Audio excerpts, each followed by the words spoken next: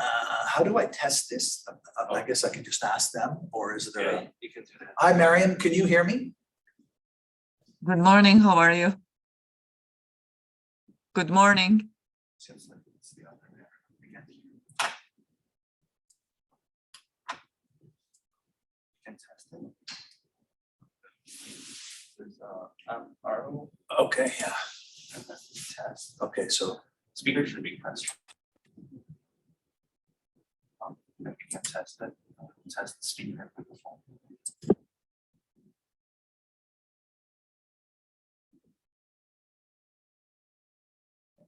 Testing. Okay.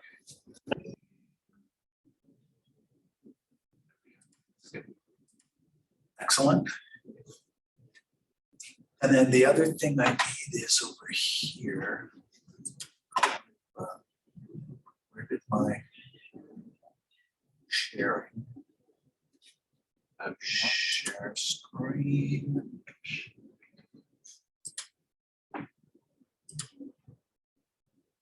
Okay, beautiful. I think we're in business. Thank you. Yeah. Good morning. Good morning. Now.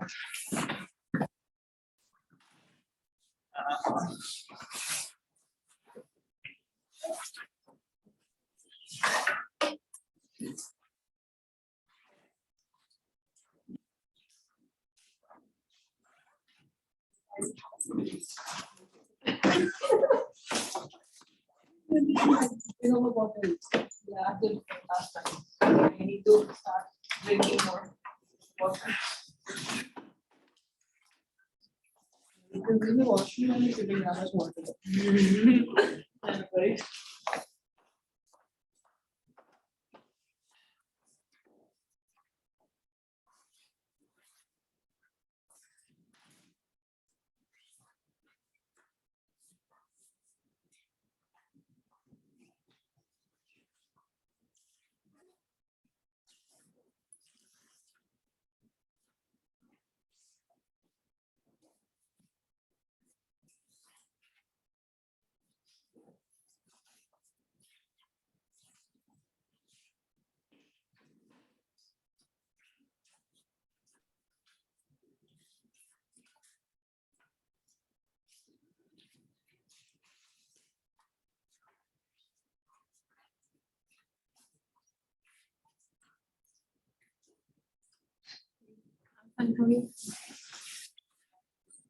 Okay, so. I'm gonna try to.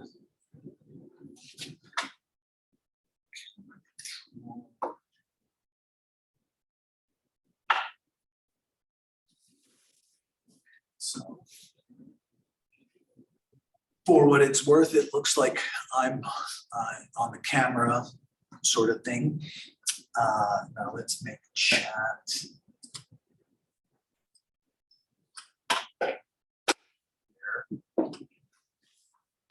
Okay, thank you, Ariana. I just saw the chat, so you can hear me, and hopefully I'll be able to hear you out there, you singular and plural, if you have something to add. I'm still trying to adapt my classroom strategies to more often and more regularly turn my head to make sure that I'm keeping up with whatever's going on in the chat. But I want to encourage those of you who are out there in chat land who are doing this synchronously to turn your microphones on and to speak up. I think that I figured out a way to work that into the content of today's lecture in an organic way. We'll see if it's organic, and we'll see if it happens even. So it's now 10:49, and two of the three students whose stuff is here are still here. So that is the largest water bottle I've ever seen. It's not mine, it's probably. It's a Well, hydro flask. It's what? It's a hydro flask. It's a hydro flask? Yeah, it's like. That's just, It's that. it's a only water stymie, bottle. Like a very big one. It's a huge water bottle. It should come with shoulder straps. Okay, so, now I don't know. why- It's okay, it's so close to Okay, I'm doing here. I'm on the wrong slide. This is the last slide. Okay, I'm gonna start. Okay, so this week, we're going to bridge, to put the last element of the bridge to the second major work that I want you to read. The title of that second work is Immigration Dialectic, Imagining Community, Economy, and Nation. And it's also by a scholar who teaches in Toronto. As I mentioned last week, Toronto Metropolitan University has a dedicated research center specifically organized around migration in Canada. And the initial chair of that research foundation, his name is Harold Bowder. He's originally a German scholar, but he's been in Canada for a long time now. I don't know how long, but he's been teaching at Toronto Metropolitan University for quite a while. And his area of research, he does, broadly speaking, comparative analysis of German national immigration policy and Canadian national immigration policy. And more recently, in the last 10 years or so, his particular focus has been on the way media debates in and around and about various aspects of migration, immigration, refugees, shape, on the one hand, government policy, and on the other hand, the experiences of new Canadians, older Canadians, and how it does that differentially. But in order to get there, and so his approach is the closest thing I've found to what I think of as the theoretically most complete approach to the terms of the investigation that Treblecock and Kelly set out to complete in the making of the Mosaic, namely a historical, an historical examination of contemporary Canadian immigration policy and contemporary Canadian migration and immigration reality. So to get there, we're going to pick up a couple of the points that I was developing at the end of the lecture last week. So hopefully we'll be able to switch back.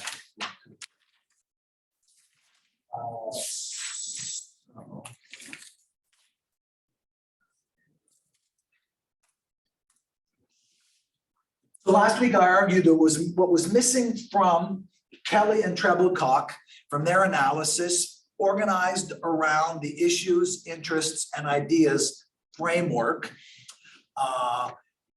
was a theoretically developed account of the specific role of the state. The analysis, the analysis carried out by Treblecock and Kelly in the chapters following chapter 1, where they lay out their framework, devote very little time, they don't devote very much attention to an ongoing theoretical investigation. They lay out their framework, and then they get on with the task of taking a look at basically at the different periods in Canadian history and the legislation that was passed, and some of the reasons in their view that account for the choices that the Canadian government made over time. But the challenge that I'm presenting to this approach is captured in the easiest place to see what I think of as, and the weakness I'm claiming exists in their approach is in their, when they describe the different interests, they don't assign to the state anything more than simply an otherwise neutral mechanism through which different pre-existing interests in a given society are accumulated. Now, I just want to make sure I keep on track with my slides.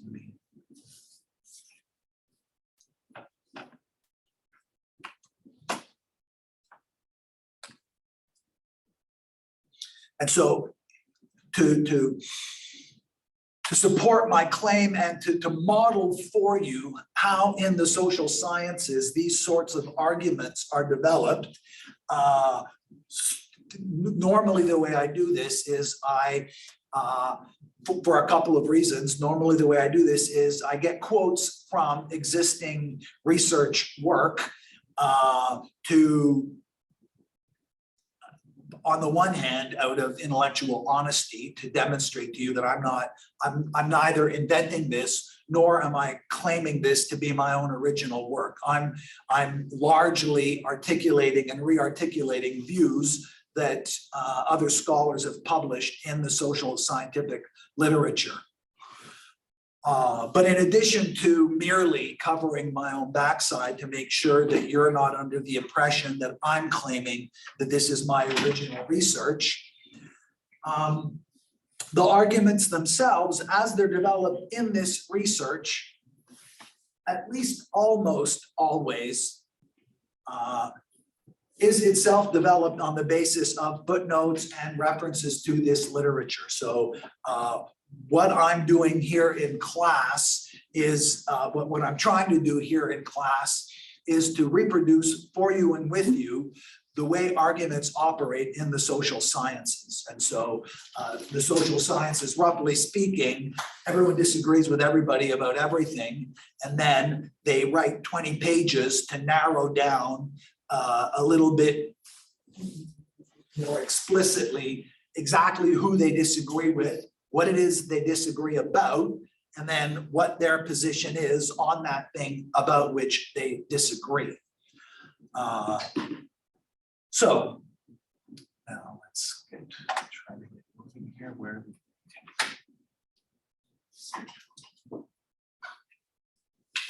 so the way I carried that out last week is I referred to this paper by Bloch at Brand et al., in which they developed their own framework to policy analysis more broadly.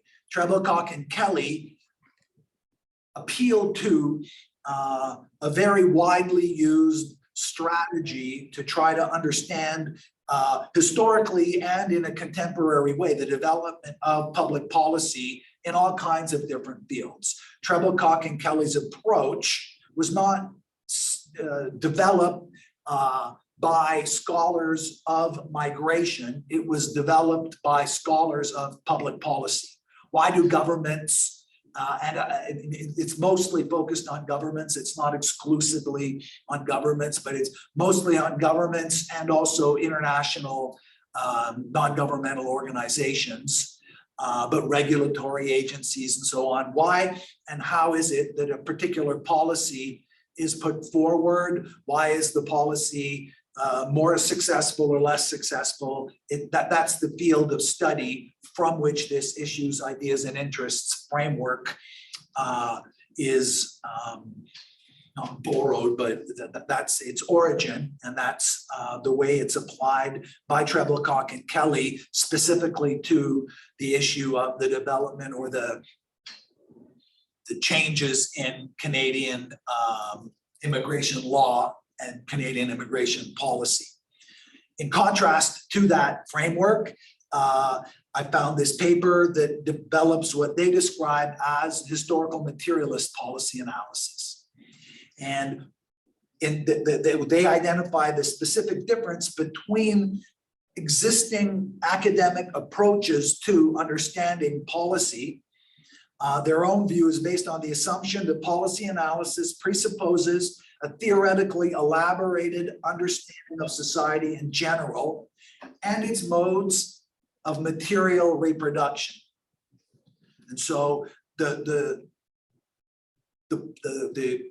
point about qualifying this theoretically elaborated understanding of society in terms of modes of material reproduction, that's staking a commitment to a particular theory of society in general, a Marxist theory of society in general. And according to that theory of society in general, all human societies, with the possible exception of so-called hunter-gatherer societies, about which we have so little information that it's almost pointless to develop a theory about it.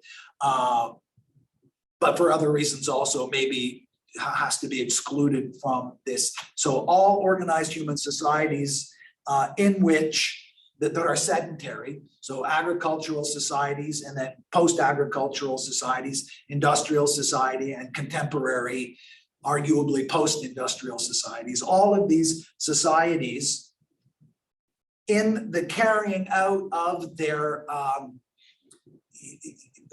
existence have to accomplish or do accomplish the work that gets carried out in that society in a dual kind of way. They produce the necessary conditions for the survival of the members of that society, and they also produce the necessary conditions for the reproduction of that society. So they don't just grow enough food for this summer. They grow enough food to eat all winter and to have seed next year to plant the next year's crop.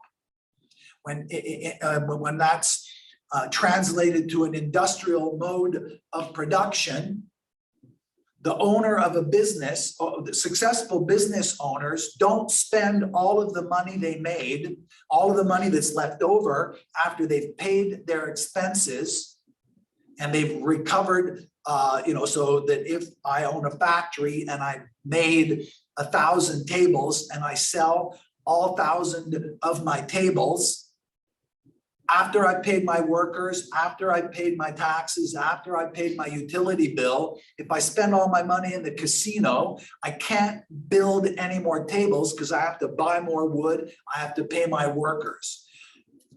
A society organized on the basis of manufacturing like that, all of them operate somehow, and it's an open question, somehow the people engaged in these activities, either they don't learn these things and they fall between the cracks, they don't successfully integrate themselves into the operation of that society, or they find their place in, and a place is found for them in the different processes of production and of reproduction of that society. An important component of this, a component that since the beginning of the social sciences has been studied, so certainly non-Marxist social scientists have called attention, and anti-Marxist social scientists have called attention to the crucial role that's played in almost all societies of values. So humans can't live without potatoes and lamb and milk and food, food more generally. And humans also don't seem to live, whether they could or could not is a little bit tricky theoretically, but what we can start from is all the evidence we have is that in all organized societies, humans interact with each other in part through the through values. So values understood not just as the price of a commodity, but values like, I love my country, I love my children, I love my church, or I don't love my country, or I repudiate your church, these sorts of things. Values in the positive and the negative sense characterize any society for which we have any evidence at all. Any group of humans that manage to stay together over a number of generations, their interactions always seem, at least, to be characterized by some set of internalized values that participate explicitly in ways that are in varied ways, participate explicitly in the carrying out of their daily lives and their weekly lives and their yearly lives. Ritual, these things are crystallized in rituals. So birth rituals, wedding rituals, coming of age rituals, funerary rituals. Societies, even the poorest societies that we have any evidence for, almost always manage to devote some of their resources to these non-immediately survival-related activities.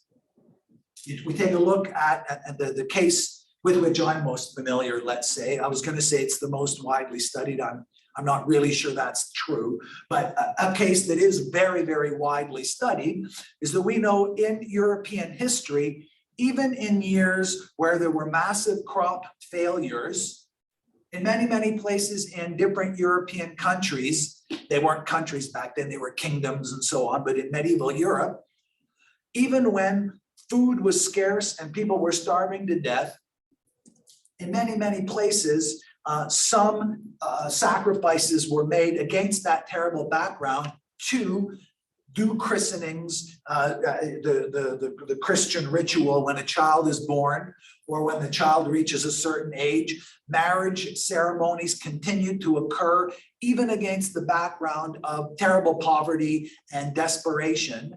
What this is taken by social scientists to be a reflection of is the centrality of values in people reproducing, people engaging in their lives. And the connection between these rituals and the values that these rituals cherish and the values that they manifest are an act of production and of reproduction of those values. You go to a wedding and the bride and groom, if it's a man and a woman who are getting married and it's a public ceremony, their parents are there, sometimes their grandparents are there, and their older siblings' children are there. All the generations typically are represented and are invited and are welcome. The little kids are socialized into a set of values that are manifested in these ceremonies. So little boys and little girls, they see their older uncle or their neighbor getting married, and they see actively what it looks like and how it is that that people become older. And the man and the wife in many, many different cultures, they then have their own children, and it's through the biological reproduction of the species that the society reproduces itself as a social organization. In some of the previous lectures, I mentioned that the situation in Canada with respect to migration has always, from the very beginning, that is, the beginning is a tricky notion that I try to identify some of the ways that it's tricky, what I mean by it being tricky. But in 1867, when the Canadian Constitution that we currently have was passed into law in Great Britain, already at that time, among the people who eventually were elected to Parliament and among the people who published newspapers at the time, the available evidence we have for public opinion back then demonstrates clearly that there was already an understanding that moving forward, Canadian society, or there was a belief, let's say, there was a belief that we now have excellent evidence to suggest is a well-taken position. Canadians weren't able to produce enough more humans. We had to import humans. In order to reproduce Canadian society, we couldn't rely solely on humans as biological agents.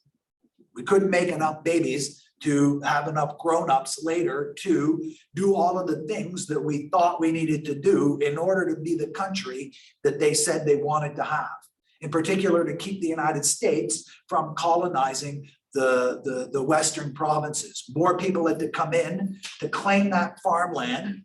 And although this next part wasn't quite as clearly articulated, recent historical work has uncovered fairly clear, crystal clear to me, fairly clear to most people. This included the one of the sort of maybe secondary motivations was to make sure that the ethnic cleansing, they didn't call it that, but effectively that's what it was, the ethnic cleansing of the existing populations that lived already on the land out west, that had lived there for thousands of years, people with whom the previous government, that is the Crown of England, had entered into treaties on a nation-to-nation basis, were systematically excluded from many, many areas, many geographical areas, and many of the most coveted areas. And to the extent that these existing indigenous populations were organized around the production and reproduction of their own societies, the production part being farming. They already had the good farming land, and the new people that were imported from Europe chased them off with the help of organized violence. The Royal Canadian Mounted Police participated actively in the excluding of the native populations, the existing indigenous populations from that land, as well as pursuing other sorts of economic advantages. So Canada from the very beginning is organized, one account of that, one description of that illustrates the internal relationship between production and reproduction. So, okay, so now. Right. Yeah. I had a doubt. If they would have just taken into consideration the people who already live there, wouldn't it have been better for them to grow their society like that? Well, you'll have to explain what you mean by wouldn't it have been better? It would have been better. That's easy for us to see today, for sure. Although almost certainly not everybody would agree with that, but many people would agree with that. The further away we get from either in time or in distance from a problem, in many ways, the easier, at least it feels like, we can see what the solutions to those problems are. When you hear your neighbor's problems, it's easy enough to think that you can figure out, the obvious solution. But when it's your own problem, sometimes it's not quite so easy to see it. And part of from this historical distance, so in 2023, when we read what the evidence of the parliamentary debates and the archives of the ministers and ministries through which these policies were pursued, the problem was white supremacism. The people in charge and many of the people through whom the power of the people in charge was deployed believed that they were racially superior to the indigenous population. And for that reason, in part anyway, using that justification, the idea of engaging with them as equals was not as widely pursued as it might have been. On the other hand, there's loads of evidence, and it's crystal clear that that was also pursued. The trouble there is that using the route of violence and power, just in the short run anyway, minimizes your costs. And it's just less expensive to take from you than it is to buy from you. And so if I can, not me personally, but you know, in some kind of exchange like that, if one of your options is just to get something for free, you've already paid the army. The army's already, well, not the army, the Royal Canadian Mounted Police. They're already there. Sometimes it's difficult to resist that, but certainly in retrospect. But that's a good point. I'm not sure if I'm going to be able to fit it into the semester, but there's a documentary was produced by the Fifth Estate last semester. The Fifth Estate is a television show on the CBC, and the documentary was about private colleges in Ontario that recruit students from India.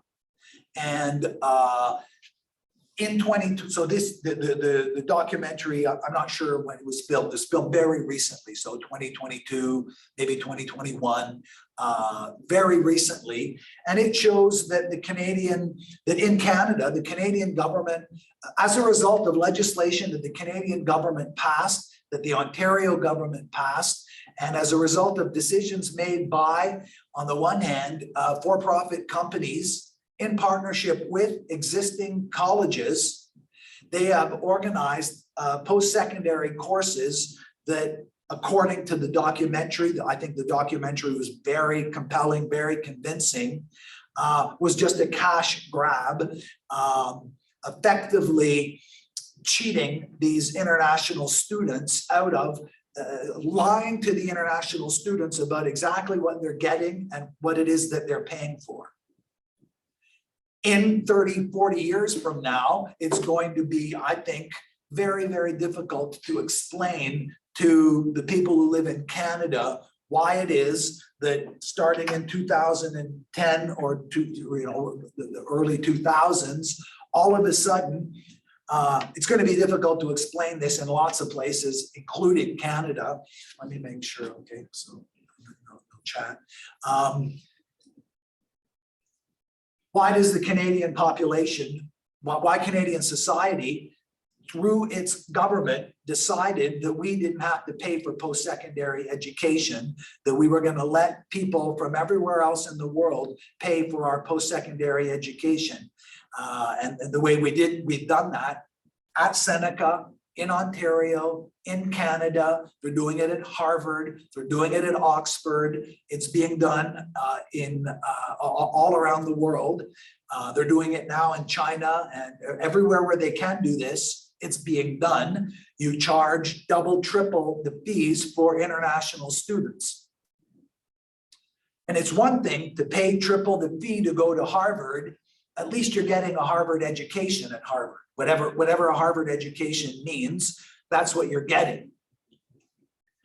At these other colleges, it turns out that the one college that they focused on, I've forgotten the name of the college, but it's affiliated with St. Lawrence College in Kingston. So the curriculum is to a great degree developed through the public college system, but it's organized separately. These students, they accepted, and again, I forget that they accepted something like 1,000 students. So 1,000 students paid their tuition. All of them came from India. There wasn't a single domestic student in this college. All of these students came from India. They accepted 1,000 students paid their tuition, and there was only enough room in the college for 350 students. Now, so I think, I expect, I hope that there are going to be consequences as a result of this documentary, and that changes will be made. So far, I haven't heard anything. I've sort of let it go. I haven't tracked it maybe as carefully as I should. But the connection I'm trying to make is that in 30 or 40 years from now, I mean, it seems obvious. What is it about why do we think that we don't have to pay? The Canadian society is going to get other people to pay for our post-secondary education. Why not just pay for it now and get the benefits that we claim? Why is it that the settlers, invaders, whatever you want to call them, the settlers who moved from England to Toronto, and then from Toronto to what is now Winnipeg or Saskatchewan and so on, why didn't they just buy wheat from the people who were growing wheat out there already? Why did the Canadian government and why did the Canadian society insist on going down that road? Especially against the background where in Canada already, as a member of the Commonwealth, the ruling ideology was absolutely a pro-business ideology. And it was very well understood that properly carried out, capitalist business can be a win-win proposition, at the very least for the owners of the land and the owners of the labor. So there are contradictions at work there. Wouldn't it have been equally expensive to get people from there, like ships? They may sink, they may not. It was expensive and that was a source of some,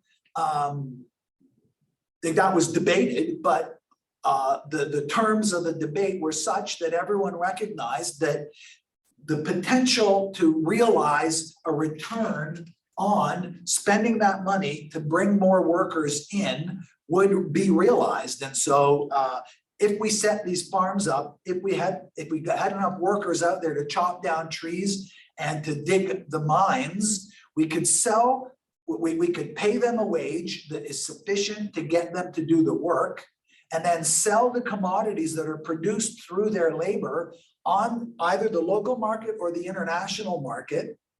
And everybody's going to get ahead. They'll get their wages, and the people who invest their money will get their money back with plus a profit.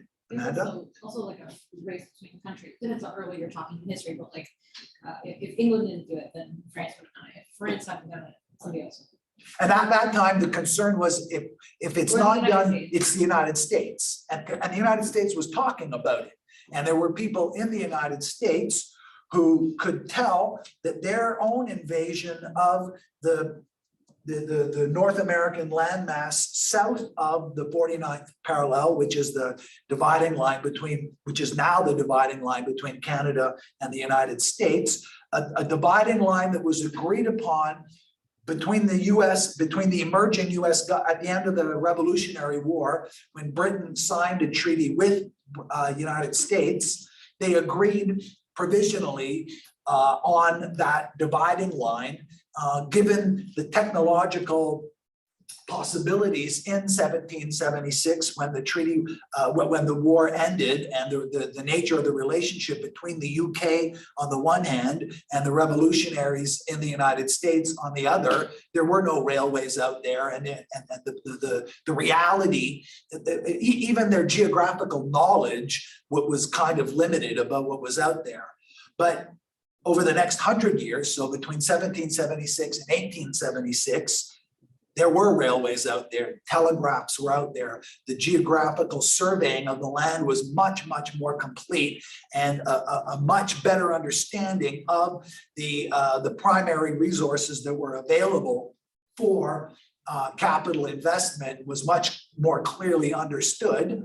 And the United States, in that 100 years, had become a much wealthier country than it had been in 1776. And there were many politicians in the United States who were talking about, well, once we're done with California, there's room up north. And it was described in terms of what some Americans call manifest destiny.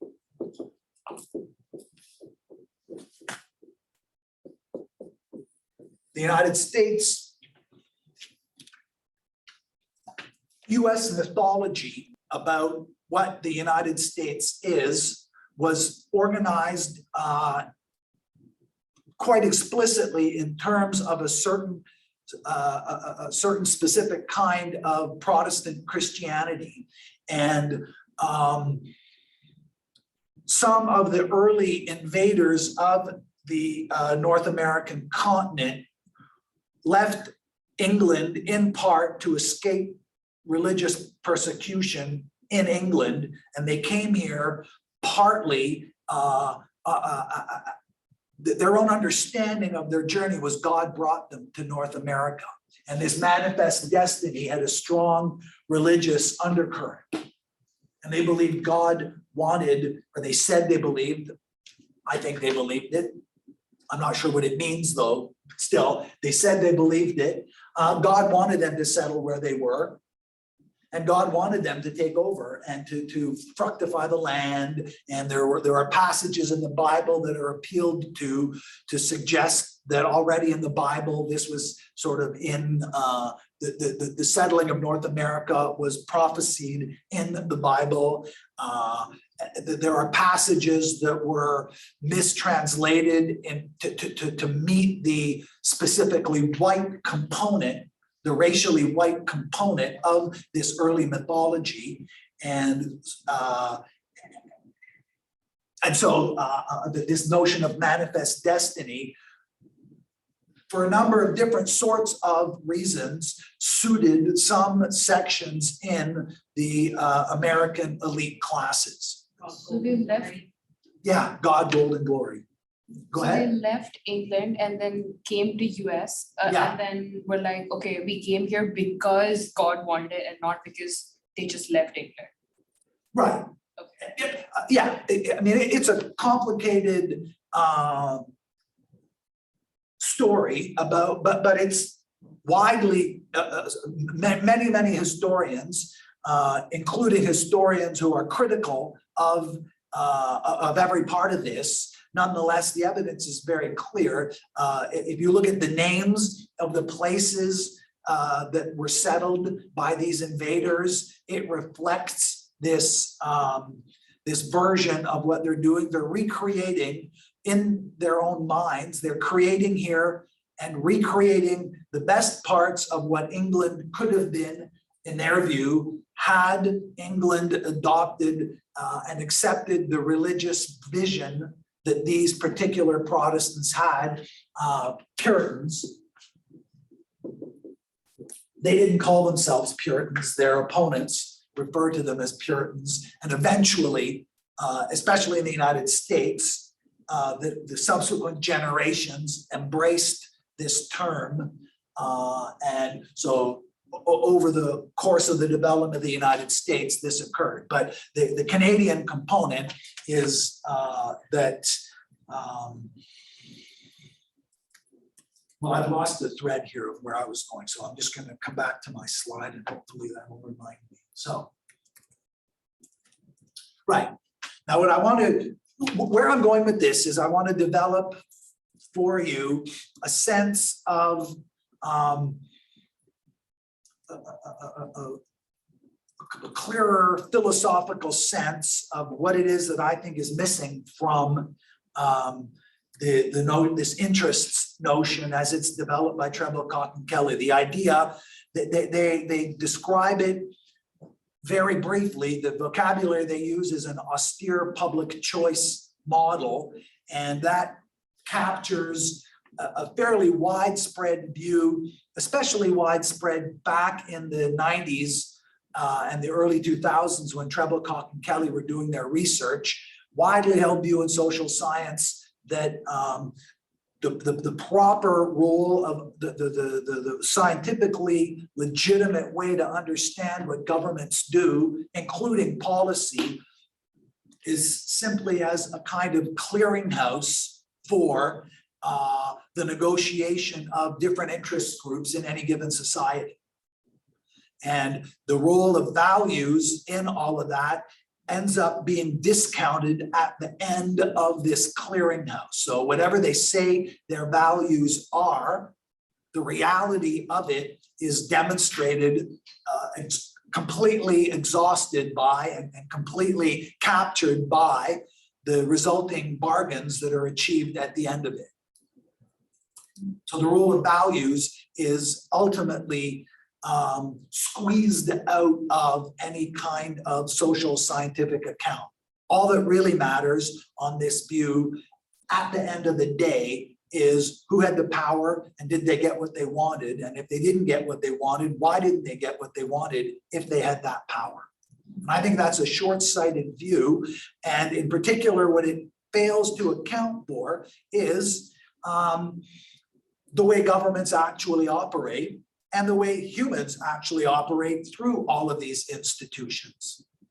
Okay. So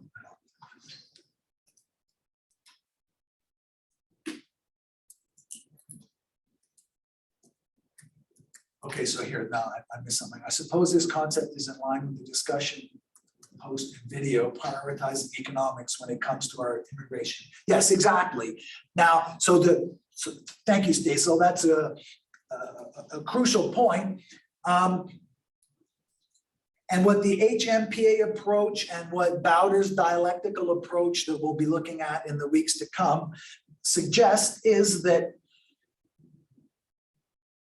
the dominant mode of understanding economics as it exists in, as it's manifested by the government's own description of what they do and their justification for what they do, when they do it, and why they do it.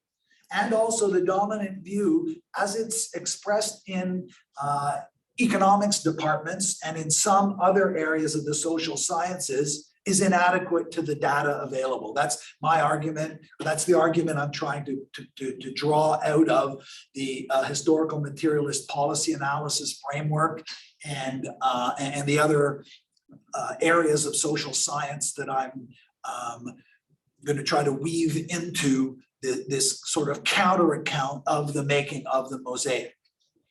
And in particular, the interests don't simply conflict with each other in an external kind of way. They call each other into question at a more fundamental level than simply buy low, sell high.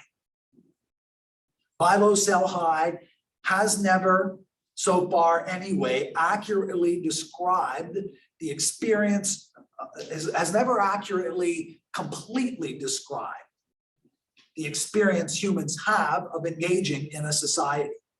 It's a very good predictor, to be sure, for many, many, many aspects of what how human societies operate. And I would say most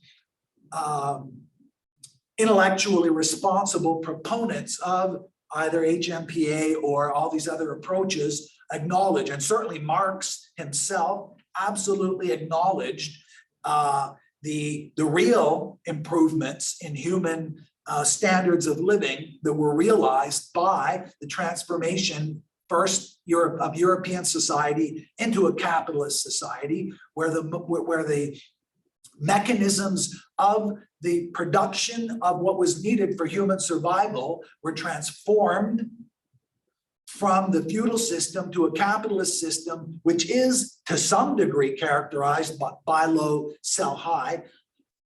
Humans were able to produce more potatoes in Europe when capitalism ran the show than when feudalism ran the show. Much more, way more people lived, and they lived at at least marginally higher standard of living when production's organized around the sale of labor power for money to produce the commodities and everything else that's required.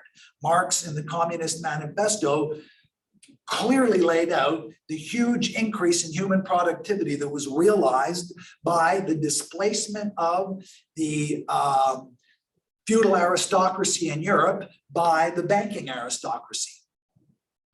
Marx's point was, though, that better and more could be done by correcting the problems that remain in a society organized on the basis of, solely on the basis of, or exclusively on the basis of buy low, sell high. Now, I'm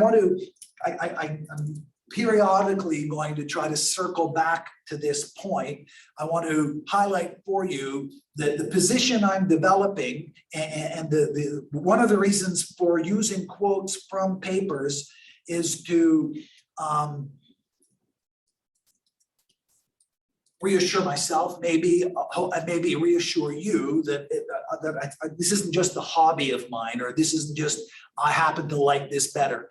This is a position that is defended in universities by researchers. It's a minority, it's a statistically marginal, but nonetheless present component in the social scientific debates that are currently going on in the social sciences. And these debates in the social sciences every once in a while, and increasingly more and more, work their way into the debates in the halls of Parliament and in the halls of the banking industry and the multinational corporations, the experts that operate and that produce the knowledge and make the decisions in those large-scale institutions.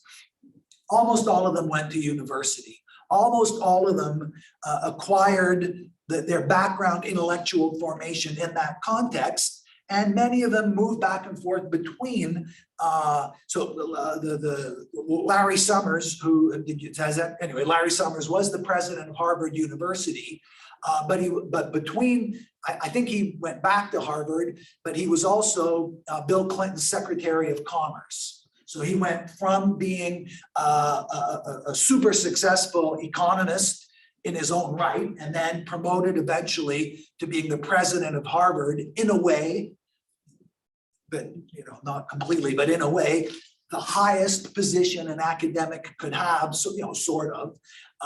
But so he's running Harvard, and he goes back after he left Harvard. He went to be the Secretary of Commerce for Bill Clinton, and then after that, he went back to Harvard. So there's back and forth between government and universities, and between the International Monetary Fund and lots of these institutions. There's a lot of back and forth between this. The knowledge and the people circulate through those institutions to produce and maintain and adapt these different policies, using, in part anyway, the outcomes of these debates, of which a marginal but always present component is this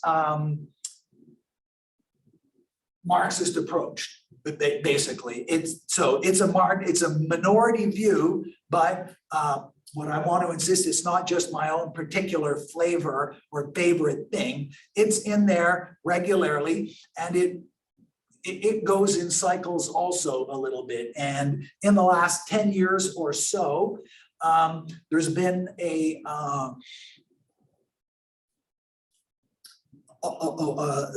slight increase in the extent to which Marxist and or more broadly left-wing perspectives have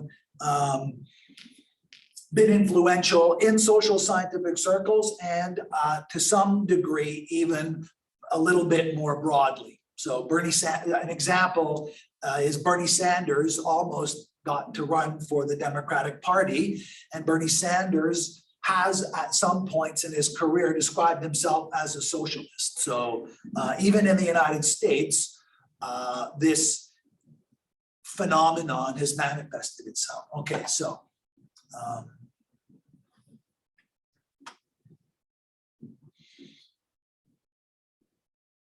HMPA rests on the assumption that the state is neither neutral nor simply an instrument in the hands of the ruling class. Here they're taking a position within a broader discussion in sort of leftist social science around the nature of the role of the state. Here, HMPA claims, and the italics are in the original, what italics represent in scholarly texts is the author calling to the reader's attention that special emphasis is attaching to the words that are produced in italics. So it's these words here, relatively autonomous. That's what I mean by italics. So relatively autonomous means that the state has operates as though it has its own interests that are separate from the interests of the different social groups that have power in that society. So in the context of the narrative that Treblecock and Kelly develop across their book, and in the context that Stazol accurately identified from the discussion video, the video that I asked you to look at, the government of Canada has been responsive to Thank you. The government of Canada, over the course of the whole history of Canada, the government of Canada has always carefully listened to what business interests have indicated to the government is the understanding of what business interests need. The point that's being highlighted here is that it's an inaccurate description just at the descriptive level to say that the business runs the government and that what the government has done everywhere in Canada and always in Canada is simply directly the result of what big business wants. And one reason for that is that in a certain sense, there's no such thing as big business as such. There are competing interests within big business. For an important example in Canada is the competing interests between the manufacturing sector and the primary extraction sector. The Canadian economy, from even before 1867, has been dominated to a greater degree than the United States economy and to a greater degree than most economies to which Canada is otherwise compared. Canadian economy has been dominated by mining and forestry and agriculture more than have most successful rich countries. We've less successfully diversified our economy, partly because the country's so big and the resources, and we're so resource rich that it's easier to make money just chopping down trees and digging up ore, steel, iron and gold, and more recently uranium and aluminum and so on, than it is to invest the capital that's required to turn that wood into tables, to turn that iron into steel ships. We extract the primary resources and we sell them directly as commodities. We realize that profit in an area where they have more labor, cheaper labor, and more technologically advanced infrastructure, so that we make our profit and they make their profit. They make more profit, but they make it at higher risk. And the Canadian economy is developed, roughly speaking, on those terms. But along the way, a manufacturing sector absolutely did develop. And its interests did not always align with the extractive industry's interests. And manufacturing wanted one thing from the government, and oil companies and mining companies often wanted something different from the government. And the government had to choose between one or the other. They often couldn't do what both of them wanted. One wanted this up and the other one wanted it down. A high dollar value or a low dollar value. It's better for manufacturers. I often get this wrong. If what you do is sell commodities as opposed to selling washing machines, I forget which way it works now, and it should be obvious, but now I'm flustered a bit. But manufacturers wanted a high Canadian dollar and mining companies wanted a low Canadian dollar, or maybe the other way around. But my point is that it was in the interests of one component of big business to have our dollar valued one way compared to the US dollar, and it was in the exact opposite. And so the government had to choose. We're going to either make one group of big businessmen happy, big business happy, or we're going to make another group. We can't do both. Not because we don't want to, but because of the way the economy actually works. Likewise, and this is the underlying narrative that Treblecock and Kelly argue, is we can't make workers happy and business happy at the same time. Workers want high wages and business want low wages. And we're either going to make the bankers happy or we're going to make the teachers happy. We're not going to get to do both at the same time. And the history of Canada has not been that the government always does just what the bankers want, nor has it been that it always does what the workers want. Public choice insists that the public choice as a theory insists that there's nothing really to understand other than what the end result is. So this week the bankers won, next week maybe the teachers will win, and that's all there is to it. This alternative account, this account that claims that the government, the state is relatively autonomous in doing this, this version of it insists that one of the reasons that government exists in the first place, government as we understand it now, is that a capitalist economy necessarily generates contradictions in itself. That you can't have a society organized on the basis of the large majority of the population selling their labor in exchange for money so that they can buy all of the necessities of life, and leave up to the people who are realizing a profit through the application of that labor to what's being produced in that society. What you end up getting on this view, my sort of go-to example, is when you let business organize science, for example, you get Viagra instead of insulin. So over the course of the later, the end of the 20th century, beginning of the 21st century, big business began to invest more and more. Government retreated from its investment in post-secondary education research. It wasn't just tuition that went up.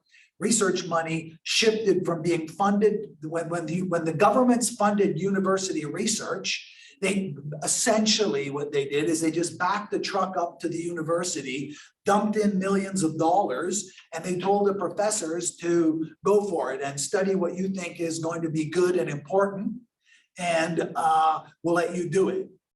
And for a number of complicated reasons that are part of what these various researchers are interested in considering, why did that happen? But the result of it is that the shape of science and what it is that scientists do research on was transformed. And the term innovation, nobody ever talked about innovation when I started at university. It was all research and knowledge and this kind of thing and public good. What innovation adds to this is the commitment that research is going to generate and is going to be directly related to economic growth. And it's through economic growth that the public good will be realized, instead of going directly from research to the public good. And what you get is you get Viagra. And so the scientists, because they're in a place where governments are no longer funding research directly, and it's through big pharma, and the goal, and big pharma's goal is just to sell pills to make money. It's not to make anyone feel better. That's a bonus, and they like that, and maybe they sleep better at night. But there's more money to be made in Viagra than there is in insulin. And so research is directed to where there's money to be made, not where there's more good to be had. And that's an illustration of what the scholars in this sort of neighborhood of the social sciences argue is an inherent problem built into a society organized on the basis of capital. The key point, or a key point, is that to the extent that the society is going to be organized on the pursuit of profit, then you're going to be producing things that can sell for a higher price, even when that means that these are things that aren't going to help everybody out, even if it means that what we're going to produce is not going to be to everyone's benefit.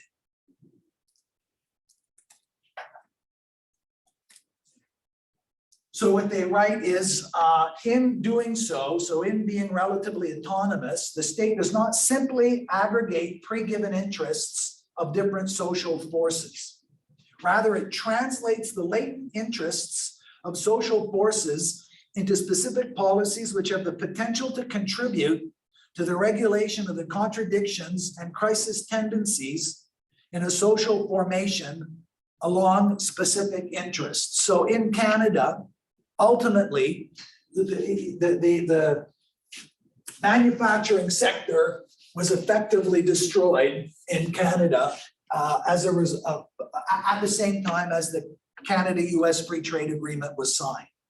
And one of the consequences of that was that a whole class, a whole section of well-paid jobs disappeared from Canada and they reappeared. So it's not as though in Toronto, when you drive along the Gardiner, 50 years ago, just west of downtown, there were loads and loads of manufacturing factories. So there were in Toronto, washing machines, dryers, air conditioners, TVs, radios were all produced. And in many of those factories, it was union organized labor, high wage labor, health conditions, labor, job security, labor. All of those were all of those advantages, at least from the point of view of workers, were the result of industrial action. Workers lobbied the government, workers went on strike, workers compelled the rest of society to provide them with a better working condition. That drove wages up at the expense of the profit of the people who were investing their money in those wages. In Canada today, everybody still has, or I mean, the people who can afford washing machines still have washing machines. It's just none of them are made here. And typically, not absolutely exclusively, but typically, they're made in places where the wages are much lower than the wages, than even the minimum wages that it's legal to pay anybody in Canada to do any labor. The jobs first went to the United States, especially in states in the United States that had anti-union labor, and the wages are lower there. And then over the next 10 years, and a lot of them were shipped, a lot of these manufacturing, a lot of this manufacturing also went to Vietnam, to Indonesia, to China, to a number of other places where the wages were significantly lower. And one of the results was that it costs less to buy a washing machine in Toronto relative to $1, to the value of the dollar today, than it did when we were making the washing machine just over there. It's less expensive to make a washing machine, and even some of the steel that goes into the washing machine comes from here, and some of the technology that goes into these machines was initially developed in Canada. Nonetheless, as a result of globalization and the logic of societies organized on a capitalist basis, people in Canada end up being able to buy washing machines less expensively when they're made in Vietnam and when they're made in these other countries where there are lower wages, and also, and it's not insignificantly from the point of view of policy analysis, less protection, less health protection for the workers, less environmental protection, fewer labor rights than exist here, so that all of those things contribute to lowering the labor cost, lowering the input costs to the people who are doing that. And the thing, to further complete that picture, many people in Canada, well, not many, some people in Canada who own these factories, they agreed to this and they maintained ownership shares in these companies. They simply made, either they bought the land themselves and ran these companies, or they set up partner corporations in these other jurisdictions, and they just bought shares in that. And so they kept making their profits pursuant to the vagaries of the stock market and so on. There's always ups and downs, and I mean, sometimes technology develops in an area that undermines an industry completely. Nobody works making film, making photographs, photographic film anymore, because you all have phones and none of your cameras operate on film. But so the technological changes of this, nobody works as a telegraph operator anymore. The telegraph was replaced by a telephone, and nobody works as a telephone operator anymore either, because transistors allowed for the automation, the electronic automation of the work that the telephone operators used to do. It used to be like before I was born, but it used to be if you phone someone, there was actually a human who took, so if you phoned from, you each had a phone, everyone had a phone, they had a phone in their house, and they had their phone number. So if you phoned me, there'd be someone in between, and typically it was women in North America. I don't know how it worked in other places, but I would, if I was working there, the phone call would come in from you, I would take that, and I would plug it into your house there. It was humans who did this, and but transistors, I don't know how transistors work at all, but transistors were invented to replace all these jobs. And so these people found other jobs, or they starved. I mean, in North America, almost nobody starves, but they were displaced, and sometimes their lives and their communities were shattered. As a result, one of the underlying conditions that led to the Canada-US Free Trade Agreement also led to the emptying out, the hollowing out of US manufacturing capacity as well. And so more particularly in the northern United States, Pennsylvania is sort of the typical state where they had lots of mining, lots of steel production, lots of manufacturing. And over the course of the later 20th century, those jobs, for all the same reasons as the manufacturing jobs in Southern Ontario, Southern Ontario and in Quebec, disappeared. They disappeared in Pennsylvania as well. Some of them went to Georgia and Alabama, but lots of them also went to Vietnam and Indonesia and Bangladesh and countries where the wages are much lower and so on. And so the way the Canadian state, the way this illustrates the point that they're making here in fairly difficult language that I want to walk us through here, the state isn't simply aggregating the pre-given interests. It's not as though the oil companies have this pre-organized interest, except for profit seeking. But the oil industry, but one of the strategies that the oil industry is undertaking now, they're among the leading investors in renewable energy. The oil industry, they make the companies that own the oil and that extract the oil and sell the oil, they make enormous amounts of profit when everything, almost always. And some of that profit, because they read the news, they watch the news, and they understand that their own ability to dictate policy to the government, the Canadian government, is limited, and it's limited in part by the oil companies' accurate understanding that many people are scared to death, literally are scared about death because of the pollution generated by oil. So oil company executives, they read the newspaper, they watch the news, and they know that Greta Thunberg is out there protesting, and that lots of people are increasingly taking this seriously. And so what they're doing is they're taking some of their profits and they're investing in renewable energy. It's a win-win situation for them. Likewise,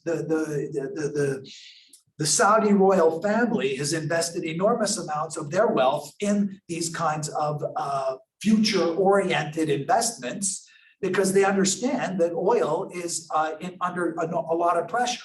They'll take their profit now, and so what they're doing is they're sort of investing forward in anticipation of possibly the disappearance of oil. So there's no pre-given interests in that sense. And one of the problems that the manufacturing sector had was around the fact that they paid high wages. And so in the mining sector is a little different, but in the oil sector, union unions have not been nearly as successful in organizing oil production workers as they have in organizing miners, for reasons I'm not at all clear on. I haven't yet explored that. But in any event, the influence of unions on the extraction sector is not nearly as strong as the influence of union was in the manufacturing sector. And so the government, in part, this is an example of the regulation of the contradictions and crisis tendencies. The government, when it was the Canadian government and the US government, both of them, when they were negotiating the free trade agreement, they knew, they understood, and they addressed they addressed it effectively in the sense that they were able to mobilize electoral groups to support them. They knew that these good jobs were going to disappear. The government knew this, the workers knew this, segments of the Canadian population lobbied the government, warning the government that there were going to be negative consequences for this, that there was going to be a problem, but they were unsuccessful in compelling the government to not do it. The government of the United States under Ronald Reagan, and then after Reagan, Bill Clinton, and in Canada, Brian Mulroney, and then Jean Chrétien, Paul Martin, they signed this agreement, even though they knew that it was going to have a negative impact on many sectors of the labor market in Canada. And that there's a contradiction there that could lead to a crisis. That crisis was managed by government. In spite, I mean, one of the government's jobs is to anticipate these problems ahead of time. Okay, so that's roughly what that paragraph means. Now, how are we doing? Of course. Okay.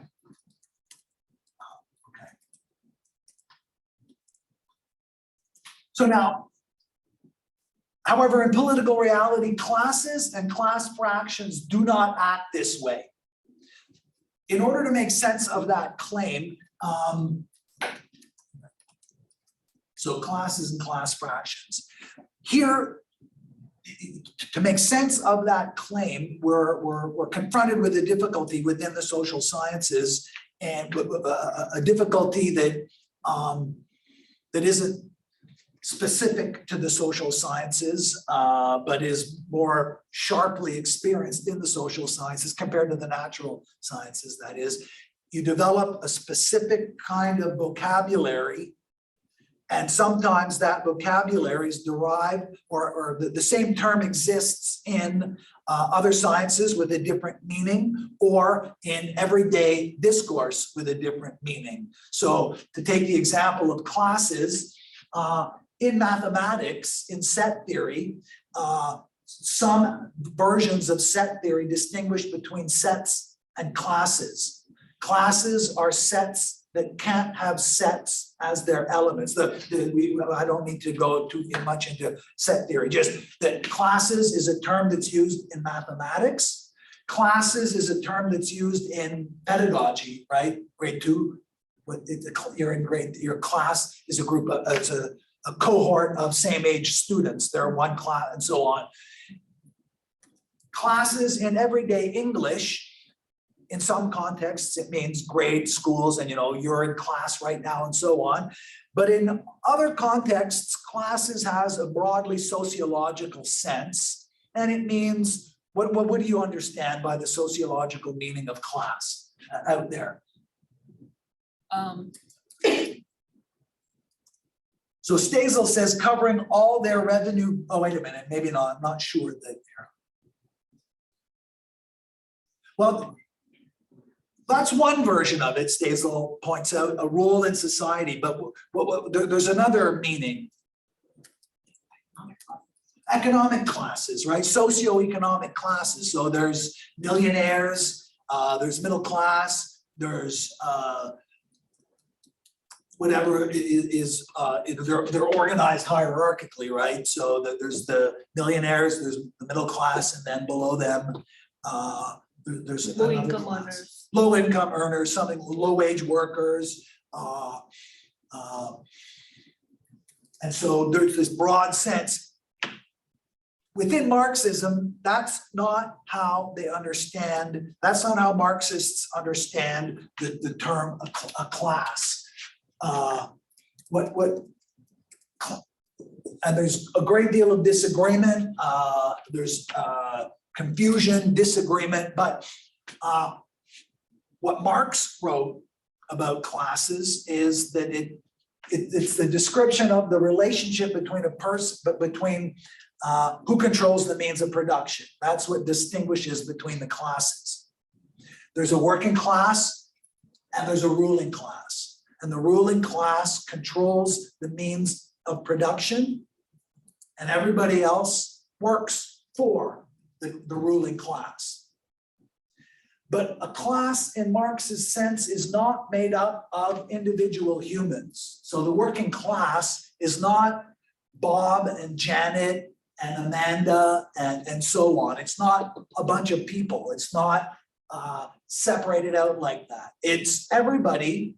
So the working class is defined in Marxist terms as the relationship between control over the means of production. If you control, so in my position, I have a bi-weekly wage. I'm paid, well, it's a yearly wage. The contract is negotiated. So I get paid per year. I don't own any part of Seneca College. It's not like I have shares in Seneca. I don't control the means of production at Seneca College.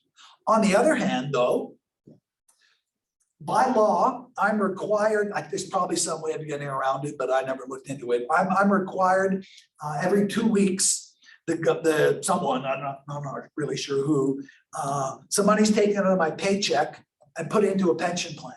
I don't have an option. I'm glad, it's a good thing for me. It's put into a pension plan, and that pension plan is run, I'm not really sure exactly either about this. I get a newsletter from the pension plan, and it feels like the union has something to do with it, but it's also separate. But that pension plan, what they do is they buy shares of stocks and so on. And through that pension plan, I'm not really a worker anymore at all. I'm part of the ruling class.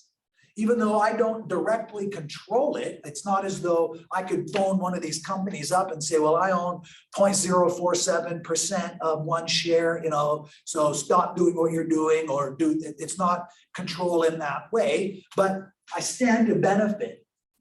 As a result of my pension, I benefit when the economy goes well, absolutely independently of my labor input to that economy. The distinction between the working class and the ruling class is the rulers control the means of production, and the working class does not control the means of production. And what the claim that they're making here, the way to make sense of this, let's go back to mice here. So classes and class fractions don't simply act as through the socially realized interests of classes don't map onto this binary structure. Society is far more historically complex than this. This is a tendency that Marx claimed characterized the development of human history. Prior to the emergence of capitalism as the dominant mode of production on Earth, in the feudal mode of production, this distinction didn't exist in this way. Almost all workers as peasants controlled some small portion of their own means of production. A peasant farmer in Europe in the Middle Ages, and that's what Marx had in mind, that was Marx's model, and subsequent Marxists, when I was at university, they referred to themselves as third world Marxists. Marxists from, for example, Samir Amin, he was an Egyptian Marxist, and Jairus Banaji, he is an Indian Marxist. They've explored and documented the development of more or less feudal structures in Africa and in Asia leading up to the transition to capitalism. And they've identified similar sorts of developments. Samir Amin insists, with some very good reasons, I think, on calling it a tributary economy rather than a feudal one. But what they share, and for the purposes of this point, is that the ruling class controlled the land, and it was through their control of the land that they were able to maintain their position as a ruling class. But the class over which they ruled still enjoyed some immediate control over the immediate means of production. The peasants grew their own food, and in addition to that, they owed labor to the rulers. And so the Duke of this area, if Amanda was the Duchess of this area and I was a peasant, I would have to give 100 days of labor a year to Amanda, and in exchange, 100 or 200, it varied over time and so on. And but in exchange for that, I would have a little plot of land out of which I would grow some food, and under some circumstances, I might have a goat or two or something like this. I would be able to grow enough food for me to survive. And then with the rest of my time, I had to generate labor that kept Amanda in her role, in her life as a duchess. What Marx argued is that the way capitalism displaces that is that the working class are effectively chased off the land, and they no longer have any of their means of production. The worker at GM, when she walks into the factory to assemble a car, she doesn't bring tools that she owns. GM owns all of the tools. GM owns the steel.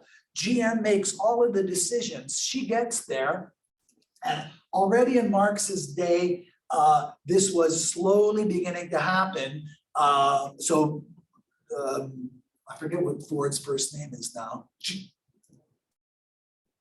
Whatever his name was, Henry Ford. When Henry Ford more or less invented the assembly line, he perfected a logic that Marx had already, that Marx had read about and that had been identified by government officials and by industrialists in Marx's day, as was implemented most completely in the garment industry and the weaving and textile industry in Marx's day.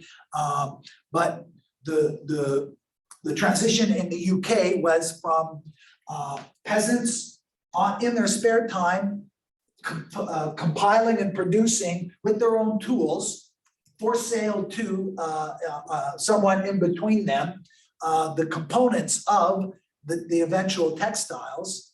And as capitalism expands, all of these workers are basically pushed out of their own businesses. They were, what we might, I think, very misleadingly, but not completely misleadingly, think of them as contractors. They were small contractors before capitalism takes over. And what capitalism does to it is that it puts them out of business as contractors and hires them as laborers. They're turned into the working class because they can no longer control the means of production themselves. The unit cost is dropped down low, and so that you and I, if we had all been weavers before, we couldn't compete. We couldn't pay our rent, pay for food, and sell the fabric or the weaving that we did at a low enough price, at as low a price as could be achieved. And when someone bought a big factory and put all the workers in it, they could produce wool. They could turn wool into fabric at a much lower cost per unit than could be realized by people who had to pay their own rent and so on. So that the scale of production ensures that the working class are priced out of competition, or that the workers are priced out of competition, and the only thing they have left that they can use to sell is their labor. This is Marx's position.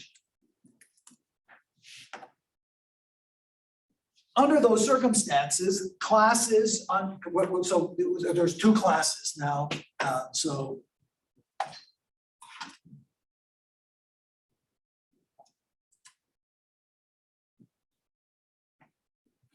So class fractions is the aggregating, so the Marxist whose work I'm most familiar with, I'm not positive he introduced this notion, but it's through his work that it was most widely circulated. Nikos Poulantzas, he was originally Greek, but he studied in France, and it was in France that he published his most influential works. He introduced this notion of class fractions in order to sort of modernize and in order to translate into sociologically usable terms the Marxist understanding of class. And class fractions are groups of people who share a class interest. And he used the term fraction in order to better capture, in a way, to better capture the reality in France, where he did his graduate work and then subsequently his work as a professor and a researcher, where the status of workers in French society varied fairly significantly, and their working conditions and their wages and so on varied considerably as well. And roughly in proportion with those variations, their ability to influence policy varied as well, and their interests diverged. Class fractions in a society organized on the basis of the contradictions that characterize capitalism are going to produce contradictions among the class fractions within the classes, within the ruling class and within the working class. Because of these internal contradictions within these classes, between the class fractions, the contradictions, the overall society experiences contradictions, and all of the interests as they're aggregated are also the aggregation of only partially reconciled interests. So at the college here, my union, for better and for worse, this is my own personal view. I'm in the union, I've mentioned this, and I support unions and so on, but I think our union overall and the union movement in North America overall miscalculated a long time ago and has been living with the consequences of that miscalculation. My wages have gone up continually since I've worked here. We've gone on strike a number of times. We've gone on strike for a number of different reasons. Rarely do we say we're going on strike for increased wages, but our wages have gone up every time. Not quite as recently, not as fast as inflation, but prior to that, we kept up with inflation fairly well. But what's happened is that percentage of jobs, of teaching jobs at Seneca College that are full-time has diminished year after year after year. And so many of your professors, I'm not sure what it varies from program to program and so on, but in some programs, there are almost no permanent faculty. And the faculty are hired year after year. There are some non-permanent faculty who've been teaching here for 20 years. And they do exactly the same work as I do, and they don't make anywhere near the same amount of money as I do. My union has betrayed, my view is that my union has betrayed those workers. And we've done it in order to further the interests of the financial and other interests of the workers in my union.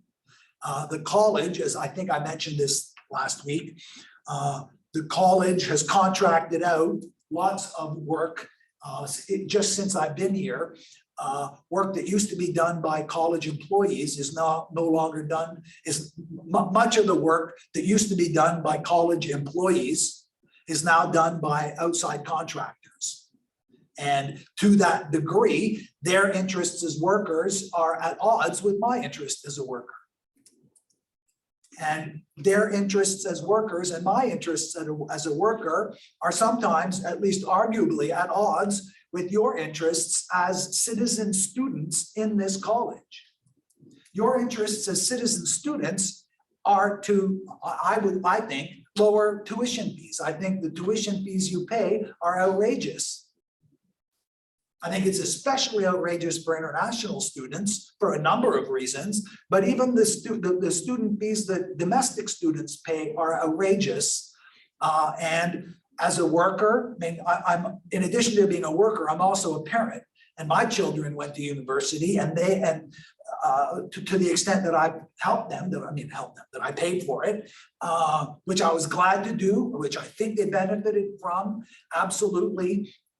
But I think overall, certain segments of our society benefited from it more. They're going to benefit it for the rest of my children's lives as they work more or less as part of a class fraction of the working class. I mean, it's possible that either one or the other of my children become billionaires and all that. I think it's super unlikely. It's really not going to happen. But I mean, it's certainly possible, but unlikely. They're going to remain part of the fraction of the working class, and whatever it is they do as a member of a fraction in the working class, they'll be either producing a good or a service whose benefit is going to accrue disproportionately to the members of the ruling class compared to the working class. And so the working class, we're shooting ourselves in the foot. Those of us who are in the sort of the aristocracy of the working class, high wage unionized labor, that's me, and that's workers at GM still. Some of the best jobs at GM, union jobs, don't even, they require high school only. You get in, I mean, nobody's been hired in a long time, but I live out in the country, and a bunch of my neighbors who are, almost everyone who's my age out there who worked at GM has been retired for a while, but they worked from when they were 18 till when they were 48, 30 years in, they retire with full pension. Most of them would have worked a lot of overtime. They made more money than I'm making for sure.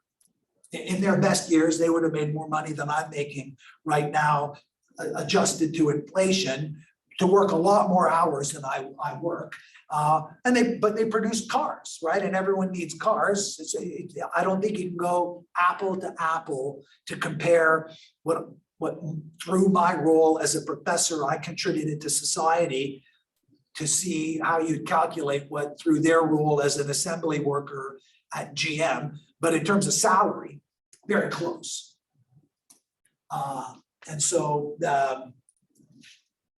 they're making more money, for example, and I'm making more money than some of the people who are in the lower ranks of management at the college, or than someone who starts at the bank. I don't actually know what wages are like in the bank, but I imagine that tellers who start at the bank this week, you know, the Bank of Montreal or something, they're going to make very low wages. And in principle, they could go on to become the CEO. I don't think that happens anymore, but it's not impossible. But at the starting point, my starting wage is much higher than the starting wage. My starting wage here was much higher than what a starting wage would be at the bank. So there's overlap and contradictions in between these two rough class categories. And their interests aren't the same. Okay, so now I'm just going to power through. I'm afraid there's a lot more material that I wanted to cover. So, and it follows from. So wait a second.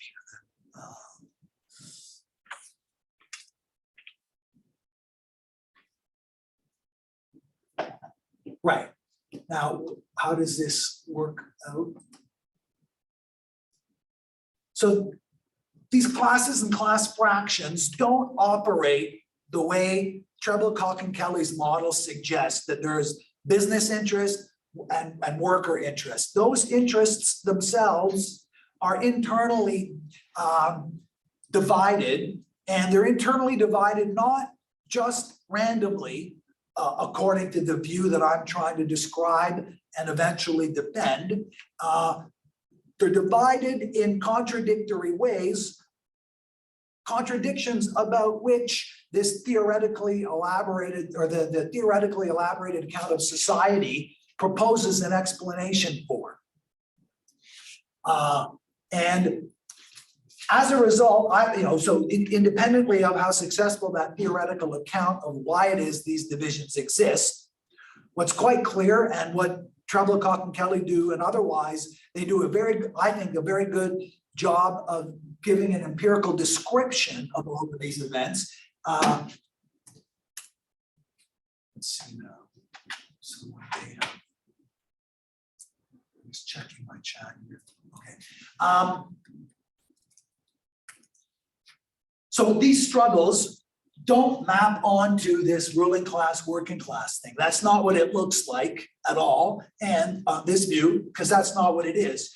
The contradictory struggles that are in some way accurately reflected at the highest level of theoretical abstraction here.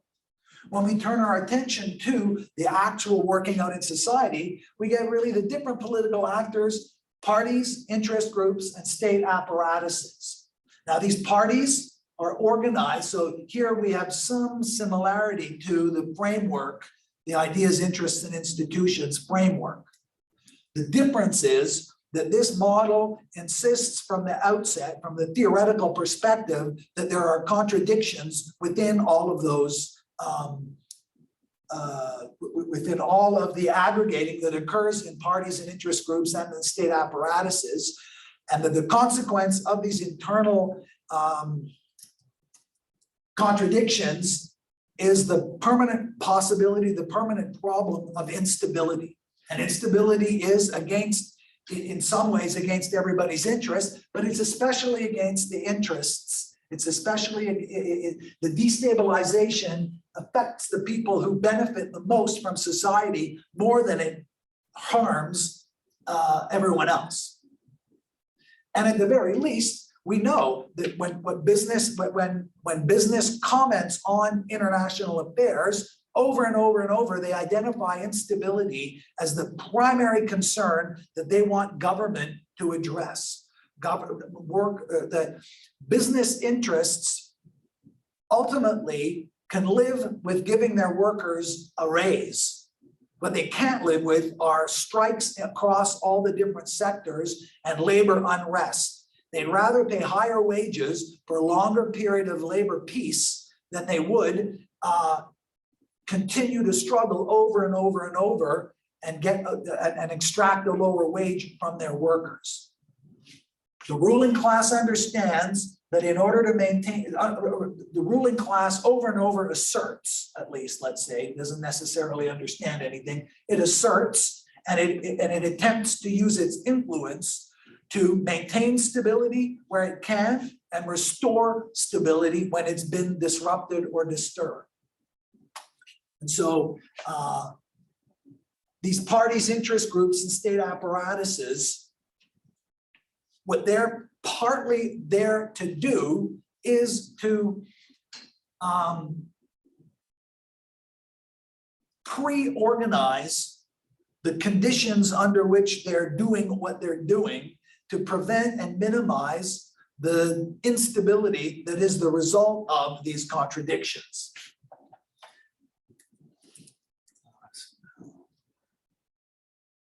Okay, so I want to take a look at what that looks like. So why is that? Sorry?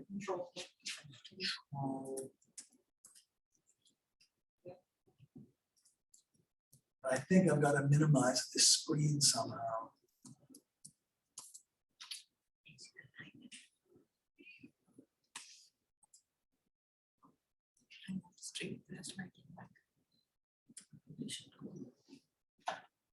Control click.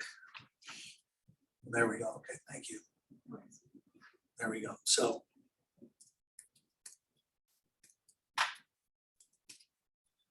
this is CAPP.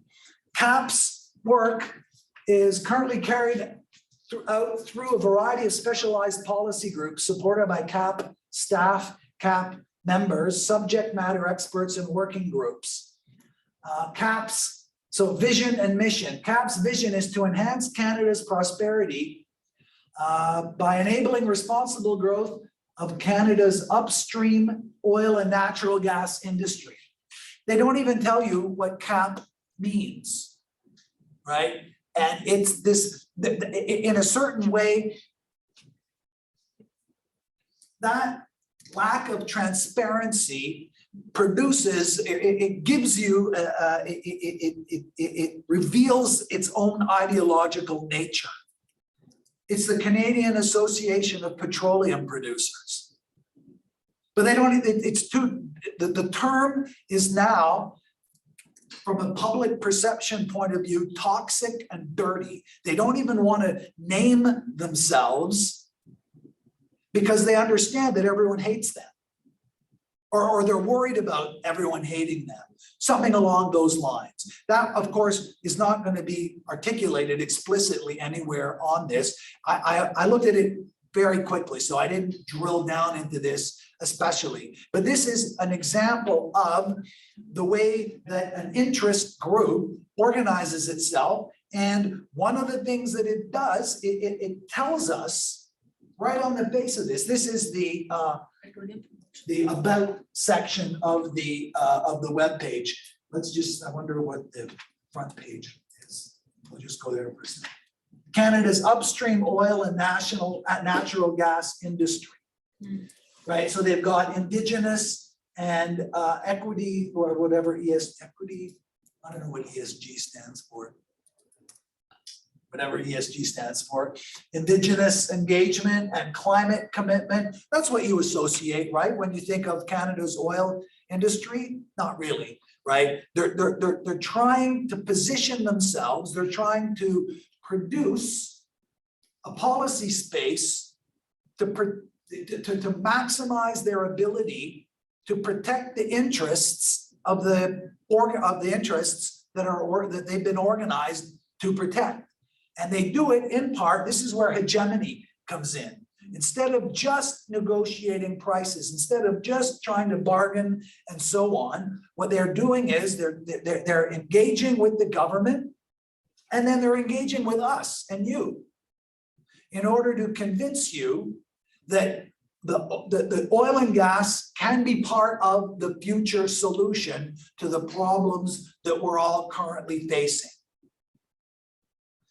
What made me look for this one is on television recently, I've noticed a commercial from, I'm not sure that it's CAP, it might be some other oil lobby group, but they say, you might have questions about what the oil sands are doing, and they've addressed it right up front, and they're actively engaging the viewing public. I forget what channel it was on, but it was whatever TV show I was watching, and they're acknowledging that there's a problem, and they're trying to win over the Canadian population, the consciousness of the Canadian population. Yeah. Would you consider that consciousness for being like public image and interest? I'm not sure I understand your question. So like in terms of Troublehawk's framework, right?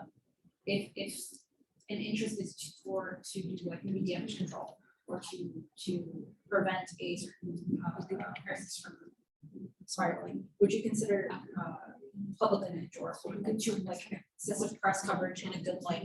What? Yeah. Would you consider that part of an interest or? So that's a response to their understanding of the interest. I know it's more based on institutions being institutional press than anything, right? But like, I don't know if that would that qualify as an interest? Or?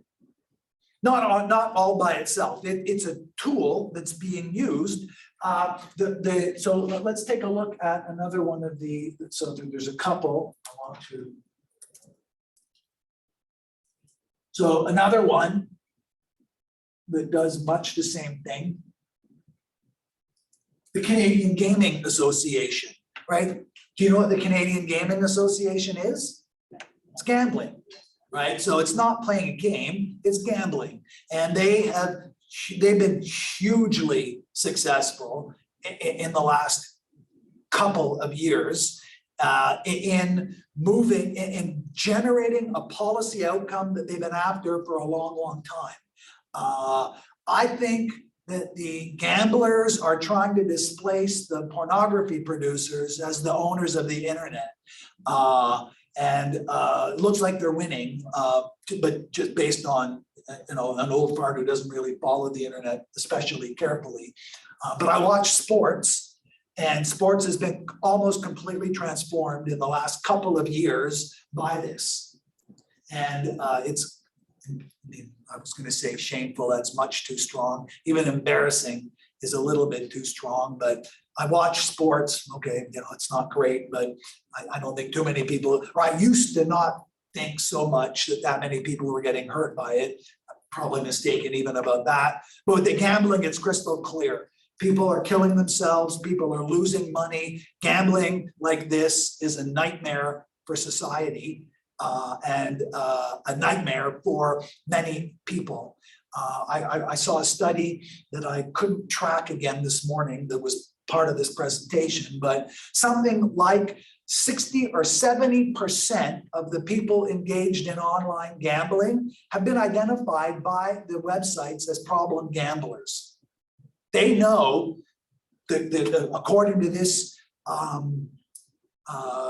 researcher, he's a sociologist in Ireland who played professional soccer, I think for 10 minutes, but he was an elite athlete. And now he's a sociology professor who tracks, among other things, the impact of gambling in sports. And according to his data, the gambling industry is generating all kinds of chaos, and they know it, is the main point. And the government knows it, and the government knows that they know it. But the government, they've been able to convince the Ontario government and the Canadian government to allow online gambling. Online gambling was illegal in Canada and in Ontario until 2 years ago, I think. And after an extensive lobbying effort, they were able to change the government's mind on this. And then there's one more that I want to, the last one I want to, we'll have the time to take a look at. Okay, so there's parties, the Liberal Party, the Conservative Party, the New Democratic Party. All of these parties have different factions within them. So the party I'm most familiar with is the New Democratic Party. And within the New Democratic Party, there's a socialist caucus. They represent the left wing of the New Democratic Party, and they're almost completely marginalized within the New Democratic Party. And there's a kind of a rural rump of New Democratic supporters that, so in Northern Ontario and in rural British Columbia, they regularly return members of parliament to the federal parliament and also to their provincial parliaments. And they represent rural interests from a worker's perspective. Whereas urban members of the New Democratic Party have a slightly different range of interests, and they don't all line up perfectly. And that was clearest when 15 years ago, the Liberal government passed a gun law banning certain kinds of rifles, and the New Democratic Party leadership was 100% in favor of that government proposal, but a significant minority of the New Democratic Party was opposed to it, many of them coming from the country who owned rifles themselves. And so there's internal dissension among these political parties. interests organized the way Treblecock and Kelly suggest accurately reflects the way interests operate in society, even if that part of it was right, the current institutional arrangement for taking power in society, in government in Canada, doesn't generate political parties that can reflect just one interest. And so once you form the government as the Liberal Party. In the most recent federal election, the Liberals elected the most MPs, not enough to form a majority, but they elected the most MPs. So they formed the government, but there's a fairly wide range of opinions among the members of the House of Commons who are Liberals. Same with all of the different parties. There isn't a unified view within these parties. And so the policies that are produced in that context reflect negotiation, they reflect some amount of contradiction, some amount of dissension. And as a result, or along with that, along with the internal contradictions in the parties, along with the internal contradictions within the interest groups, the state apparatuses themselves are assembled in that same contradictory way. And so I want to take a look at a particular policy and show you what that looks like. So now where do we go? There's a current piece of legislation before okay, that's not big enough. So Parliament is currently considering the Online Streaming Act, and what they want to do is they want to force Netflix and Amazon Prime and I guess Disney and whoever offers these packages in Canada to, they want to force them to put money aside for the production of Canadian content, so Canadian TV shows and so on. And so let me just. So what you get here is the bill seeks to amend the Broadcasting Act to account for the increased prominence of internet video and digital media and to prioritize the needs and interests of Canadians and the inclusion and involvement of Canadians of diverse backgrounds in broadcast programming. So that's the goal of this act. The current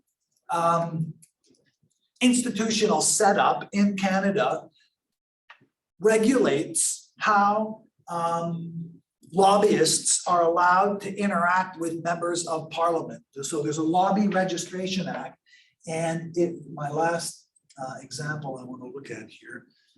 And so there's a registry of registered lobbyists. So if you, let's say I worked for Netflix, the college actually, the Seneca College has David Agnew is a registered lobbyist for colleges.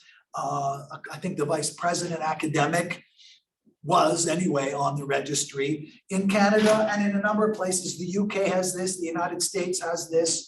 If for the purpose of and in the pay of either a consultant or a corporation, you want to engage with the government, you have to register as a lobbyist. And this is what the lobby looks like. So the lobby registry, I have the other one here. This is the Council of the Council of Ontario Universities. So it's made up of representatives of all of the universities in Ontario. And the universities in Ontario have interests that they're pursuing, interests that can be impacted by the federal government. And so the CEO of Stephen Orsini, the CEO of the Council of Ontario Universities, is a registered lobbyist, and he lobbies on all of these different subject matters. You have to itemize the different things that you are engaging with, the different areas that the lobby interests that you're representing want to have an impact on. And so the government is organized in categories that reflect and the lobbyists are organized according to those categories, all these different policy areas that don't themselves all add up to some sort of unified set of rules and considerations and regulations. What the HMPA framework, what a broadly speaking Marxist framework insists on is that all of these pre-existing, but in part, well, let me get my slide up first. I have it on the slide. And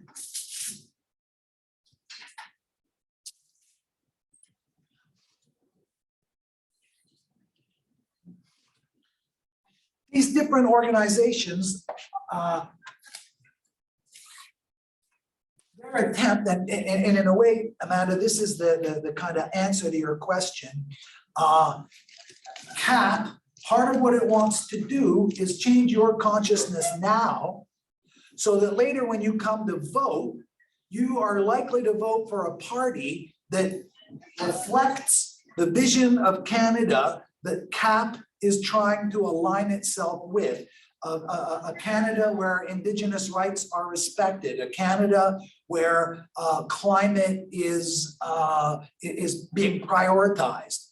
And neither of those two things logically aligns immediately with an organization whose main focus is on the Association of Petroleum Producers, right?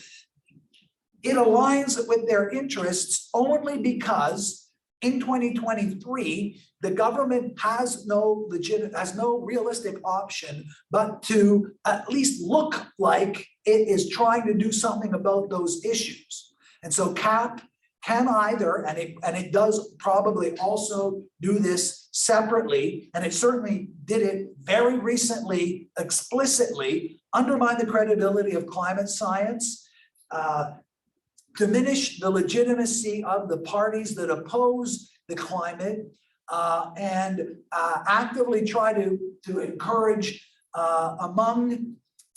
in the Canadian population a kind of consciousness, an identity that is more conducive to the pursuit of the interests of the petroleum producers. But under the current circumstances, they've, I think, very clearly and correctly identified that that ship is stale. It's too late. No one's ever going to believe the oil producers that oil isn't pollution. That's never going to, or under these circumstances, they are actively, and I think legitimately, spending money, investing in science that will try to scrub oil clean of its carbon emitting sort of chemistry, and good luck to them. I don't know anything about chemistry, so I'm not in a position to anticipate that, but it seems super unlikely to me that they'll be able to figure something like that out.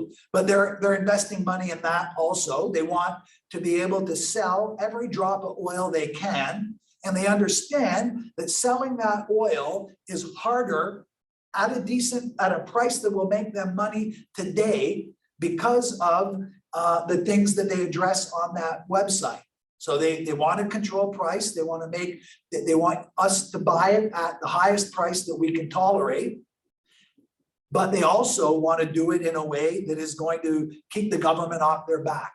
So that's what they're talking about here. That's what the authors and this approach is talking. They formulate and organize these interests in the first place. They try to pre-organize in our consciousness how we're going to relate to these issues. At the same time, these political actors do not represent class interests, and most of the time do not even represent the interests of individual class fractions in any pure or direct form. They got a policy goal in mind in particular, and if that policy goal successfully answers some of these underlying classes or class fraction interests, then moving forward, it will result in some sort of stabilizing or restabilizing or reconfiguring of the lining up of these interests in Canadian society. But that's future directed. I thought I pulled that out. Yeah, so I think this last part here, the complex intersections of racism, gender, and sexual orientation, that forms an even more, and even on the one hand, sociologically richer dimension of these contradictions, but it requires even more explaining. So I thought I just pulled that off and had it go to mediated form, but I didn't. So I think this is exactly accurate, but it takes us even further away from, even more complicated way. Okay, so now, there it is. So these political actors represent specific compromises between various societal interests in a mediated form. So take, for example, the Liberal Party of Canada and the Conservative Party of Canada. Both of them in their public presentation, so one version of this public presentation is the person of the leader of those parties, Justin Trudeau and Pierre Poilievre. I don't know how carefully any of you follow Canadian politics, but Pierre Poilievre recently won the leadership of the Canadian, the Conservative Party of Canada, and he's positioned himself in a certain way, and his positioning is in contrast to the positioning of the previous leader, Aaron. Oh my God, what is his name? Aaron P, I think. Aaron, holy cow. But one day he'll be 61, so don't laugh. Aaron John, his dad's name was John, his dad was a whatever. He presented himself as a separate kind of compromise within the competing and other underlying contradictory interests of the broader membership of the Conservative Party. Roughly speaking, he moved even further to the right compared to Aaron O'Toole, thank you. So Pierre Poilievre is positioning himself to the right on many issues relatively to Aaron O'Toole, where Aaron O'Toole had represented himself insofar as he is the leader or was the leader of the Conservative Party.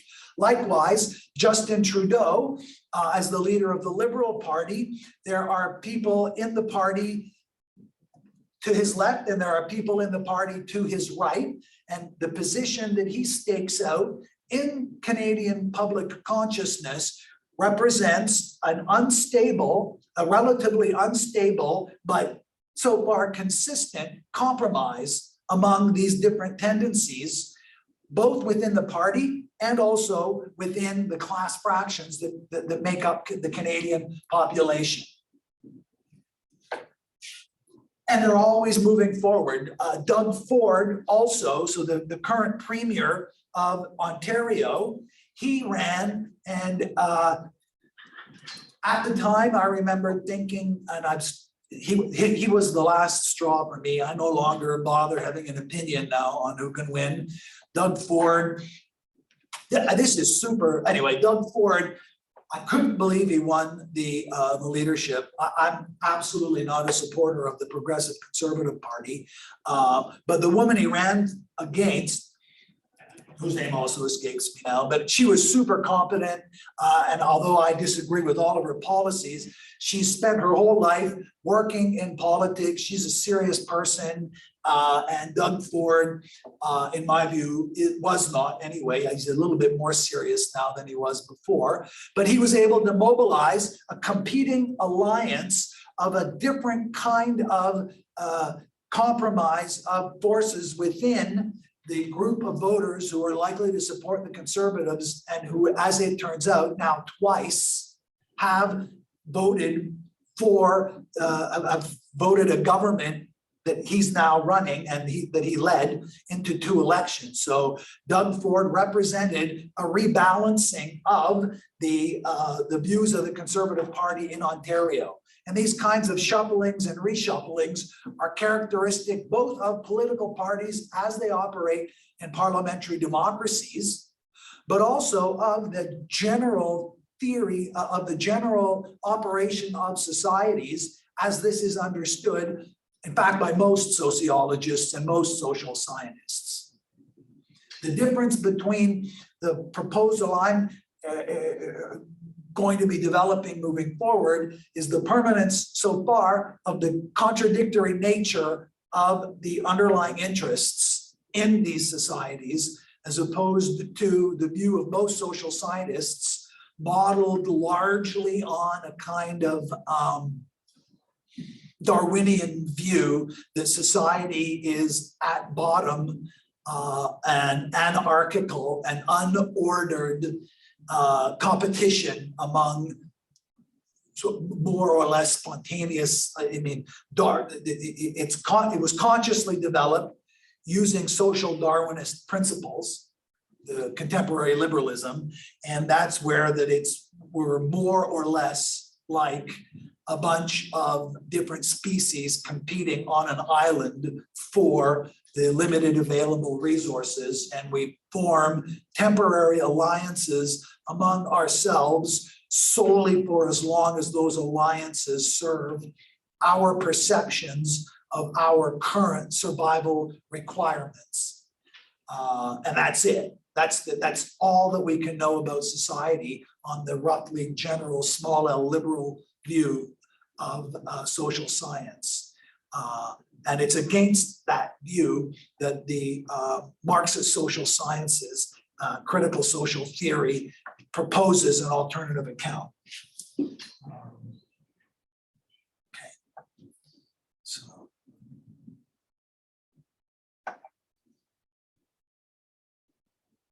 So now we're getting finally to the end of last week's lecture, I'm afraid, of where I got in last week's lecture. So what does hegemony have to do with this? Hegemony is the extent to which keeping these compromises, relatively speaking, stable against whatever the background conditions that generate the instability. So you only need a compromise when not everybody agrees. If everybody agrees, there's no need for a compromise. We just do the thing everybody agrees to. When not everybody agrees, we need to come to a compromise. And sort of the worst, the least compromising version of what a compromise is in terms of the sort of small L liberal model of society would be, I pull out a gun and I say, how about you give me your phone? Does that sound like an okay deal to you? And you say, what would you say? You say, yes, I guess that sounds, and if you just give me the phone and I say, no, I want to hear you say it, then you just say it, I guess. That's what I would do, right? If you pulled a gun on me, not gonna happen. No, I give you my phone, and if you insist on me saying out loud, whatever you insist on, as long as I'm not crying for my mom or whatever, I'm going to do what you say. But just because I say that's a compromise, right? In a certain way, I guess it's a compromise. It's not really a compromise. I forced you to do something and you just did it. On the other hand, if there are loads of other times where I want something and you want something, and it turns out that in feudal Europe, if on your farm your sheep do especially well this summer, at the end of the summer you have more sheep than you can eat, and I have more wheat than I can eat, then either my wheat turns into garbage and your lambs just go to waste, or I give you some wheat, you make some bread for you and yours, and I get some lamb and I make a sweater and I get some lamb chops for us, and it's win-win. Those deal, and somewhere in between those two extremes is what everything is, is human history. And so compromises, when all parties believe that they've won, are easily maintained, right? So win-win, everybody wants a win-win. They're just not that, it just doesn't work out that way that often. And in part, the critical social theory argues that in all societies, in which there's a power disparity between one group in that society and the other groups in that society, then that group with the power advantage uses that power advantage to influence as many of the compromises as it can in order to win each particular compromise, but also in order to maintain its position of power advantage over the rest of that society. They want to get the most bread, and they also want to recreate the society in the conditions in which their power advantage is being maintained. Back to the medieval European model, the Duke, in addition to being the Duke of the territory, controlling the land, also effectively, with some compromise, but effectively gets to decide who the bishop is going to be. In this model, everyone's a Christian, and the bishop is the top Christian, and he's the Duke's brother or cousin, almost always, and they're roughly on the same rank, and it helps the Duke stay in power when everybody in the duchy, everybody in his area is also a practicing Christian who believes that they will go to hell unless they keep the bishop happy. And it makes it easier for the Duke to stay in charge and for the Duke to be able to pass it on to his children if everybody in there believes the same religious thing, especially when that same religious thing says that Jesus or God wants to, put the Duke in charge in the first place. So you maintain your position and you're prepared, it's rationally to your advantage to maintain those conditions that keep you at a power advantage over the rest of it. It doesn't mean, and the claim isn't, that the Duke was simply appointing a bishop in order to trick all of his peasants. There's every reason to believe that they actually believed all this stuff. It makes sense for us. The evidence we have, evidence that's more difficult for people like me, atheists, to really wrap our heads around since I was a kid, I've just never believed in God. It just never made any sense to me. But I now know loads and loads of very, very smart people who absolutely believe in God. So I'm sort of in my head neutral on this. And it makes sense that because the Duke would have been brought up where the bishop's father was his other uncle. And so he's known that family his whole life, and he was brought up from birth. Logically, it makes the most sense. Well, it makes sense for him to believe that God put him there. No, logically, it makes sense for the Yeah. Duke to put the bishop, who is a part of his family member, Right. as a Exactly. leader, so Yeah. that people will believe either him or the bishop. Yes. And then it's his family that's gaining. But with the extra point I wanted to make is that it also makes sense for him to believe in the religious story that the bishop's position is based on, since in that story, he gets to be the hero of the story, right? God wanted him to be a duke, and it turns out God wanted us all to be peasants, right? God's ways are inscrutable, right? So God has a plan, and what we get out of this, the bargain that we get out of this is that if we do what the bishop says, we will live in heaven for the rest of eternity. So we'll have 40 shitty years here on earth eating the, cleaning the Duke's boots and working, all day, every day. But don't worry, as long as you do what the bishop says and God stays happy, you'll be in heaven for all of eternity. So it's all good. And that kind of commitment maintains some stability in the otherwise unstable thing, because we're peasants, we're not idiots. And we see that the Duke always eats well, and when the harvest is bad, we don't eat well, and we love our kids, and we feel terrible when our kids don't have enough to eat. But this lazy Duke, who's never done a day's work in his life, his kids are all fat, and they all get to drink wine, and they get to go to the party and so on. What's up with that? And so there's always underlying tensions. It's always tempting for us to say, that's it, I just can't take any more. And one night, you know, Amanda comes over and she says, forget it, we're going. And then that night, as soon as the sun goes down, we sneak into the castle and we cut his bastard head off. And then what happens is, of course, the bishop, he gets some duke from down the way and they come in and they slaughter us. And then we have to start over. But the success of this never, so far anyway, in the history of humanity, has produced a permanent compromise. There's always, wherever there's been power imbalances, that it either generates or it's at least coextensive with underlying problems, underlying tensions, contradictions, and so on that require the attention of the group in power. And what hegemony is, the notion of hegemony is that there's sort of two sorts of ways to do it, right? There's the way where I pull a gun on you, or I hire the police, or I form a concentration camp and I go in and I chase you off the land. Or what I do is I convince you that it's in your interest. A class of intellectuals is formed whose job it is to come up with an explanation that somehow supports the particular specific compromise in a society at a given time. So the bishops, the way the bishop successfully convinces us not to sneak in to cut the duke's head off is that he has a book and he can read, and none of us can read.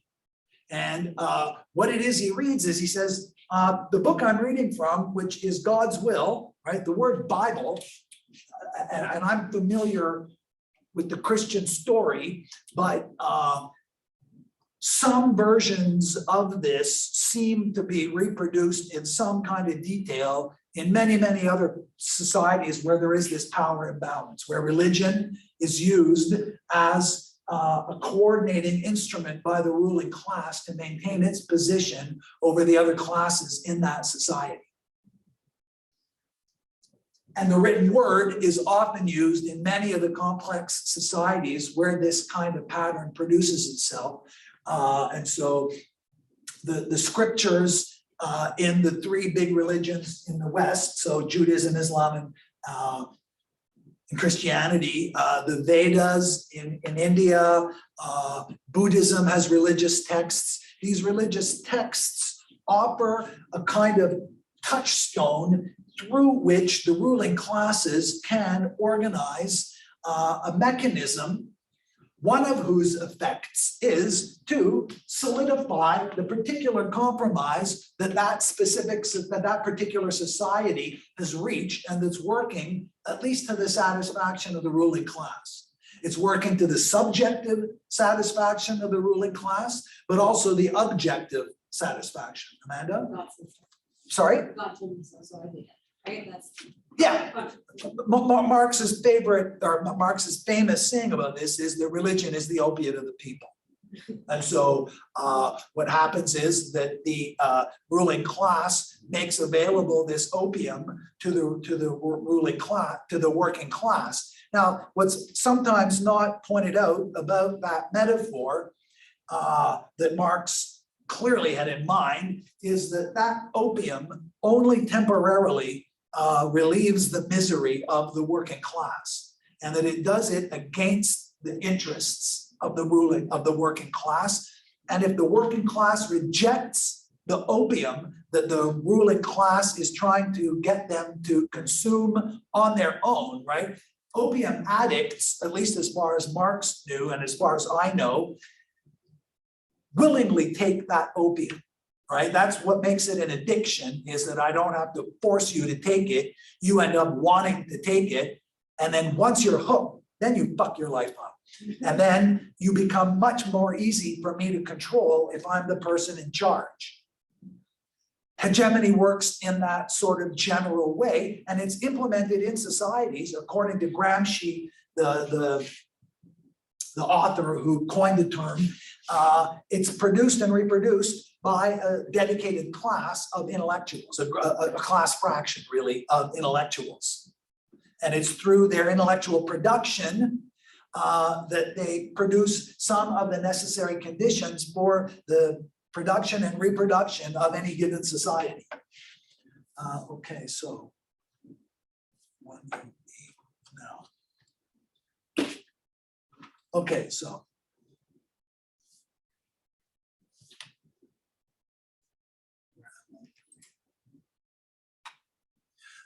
So the making and maintaining of hegemony and functioning forms of regulation. So the regulations, right? One of the earlier slides, I mentioned that, or on the slide, it mentions that one of the differences, one of the focuses for this alternative approach is to take a look at regulations, not merely as the outcome of the negotiation among interests, but as part of the ongoing process, not just to constrain people's behavior, but to get the people whose behavior is being constrained to see the world in a certain way, in a particular way.